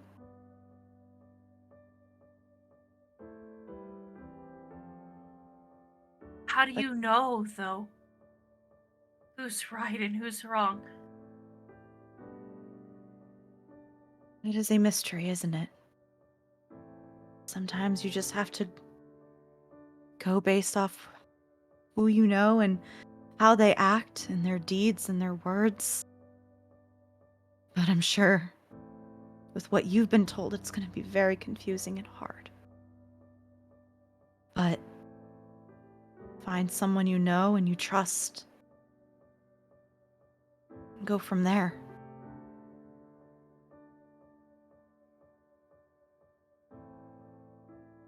Mariana will just nod for a little while. Taking in so much information so quickly. From dragons to personal revelations. Whoever thought that sky mountains would lead to this? Can I ask one more question? Of course, dear. Is it that sometimes, someday, we won't come back? Only Providence knows that answer. But whether... Do you want the philosophical answer or the more maybe potential but more factual answer? Honestly, I think I'm done with philosophy for now. There are a couple ways for travelers to die. The only one I know of is dying at the hands of a printless.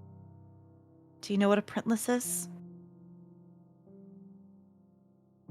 When a traveler dies outside of a safe haven, protected from the world's ink and monsters and other magic, within the hour, their body is filled with the magic of ink. And it becomes a monster of in itself, of the traveler's body. If you dive to one of those, you do not get revived at a shrine.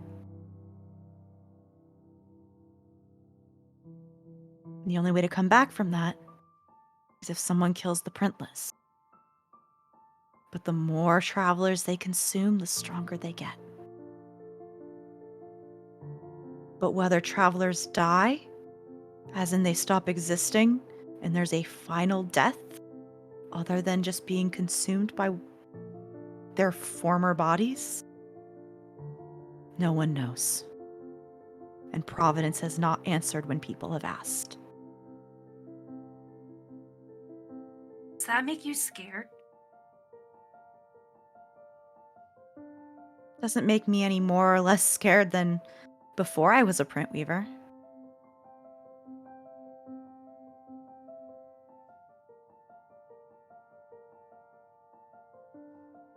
Mariana's emotionally tapped out and will sit with Emily for just be like 5 or 10 minutes, just sitting and absorbing.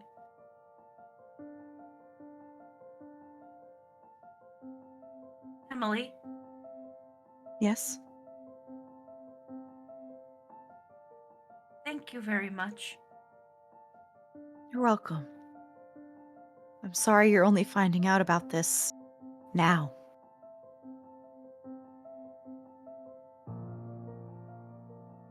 I waited a long time to hear these words, and I did never know if they would come. I'm really grateful that they came here. She'll pull you into another side hug. And Mariana will turn so that she can give a full hug. Oh, perfect. She'll give it back. Mariana, just as quietly as she tried to enter, sort of do the Midwestern smile when you pass someone, to make her way back out. Please tell Hale and the rest of your friends. I should hopefully have some kind of answer by morning. Try to remember. Let me write that down. She'll put it down in her notebook. Is there anything else people wanted to quickly touch upon before we end for the night?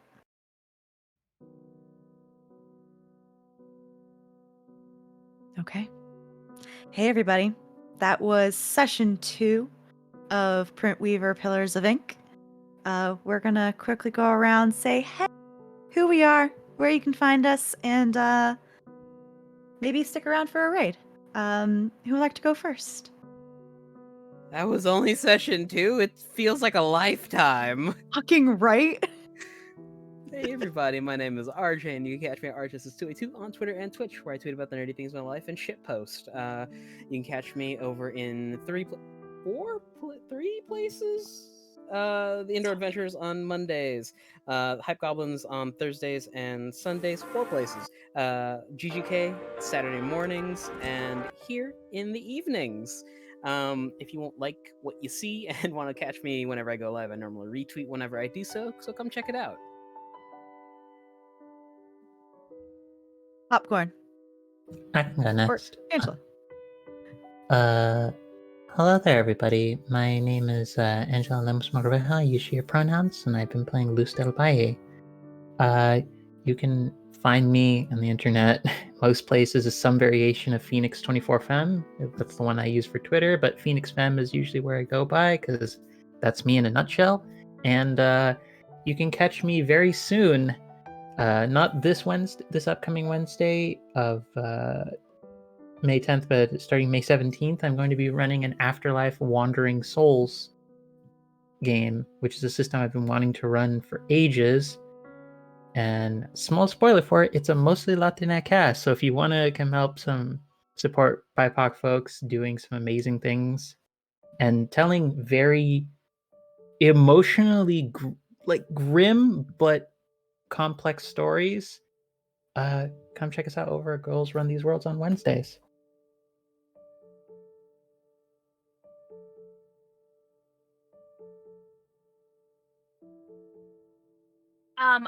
Amber, and I'm apparently the closer of the streams for 2 episodes in a row. You can find me as analog_Amber on Twitter, Instagram, Facebook, and most importantly, Twitch, where I stream on Sundays, Mondays, and Fridays. Our community is focused on giving back, doing lots of charity work over on our channel with my team SideQuest. Currently on a break. I'll be back in a couple of weeks, but I hope I see you there.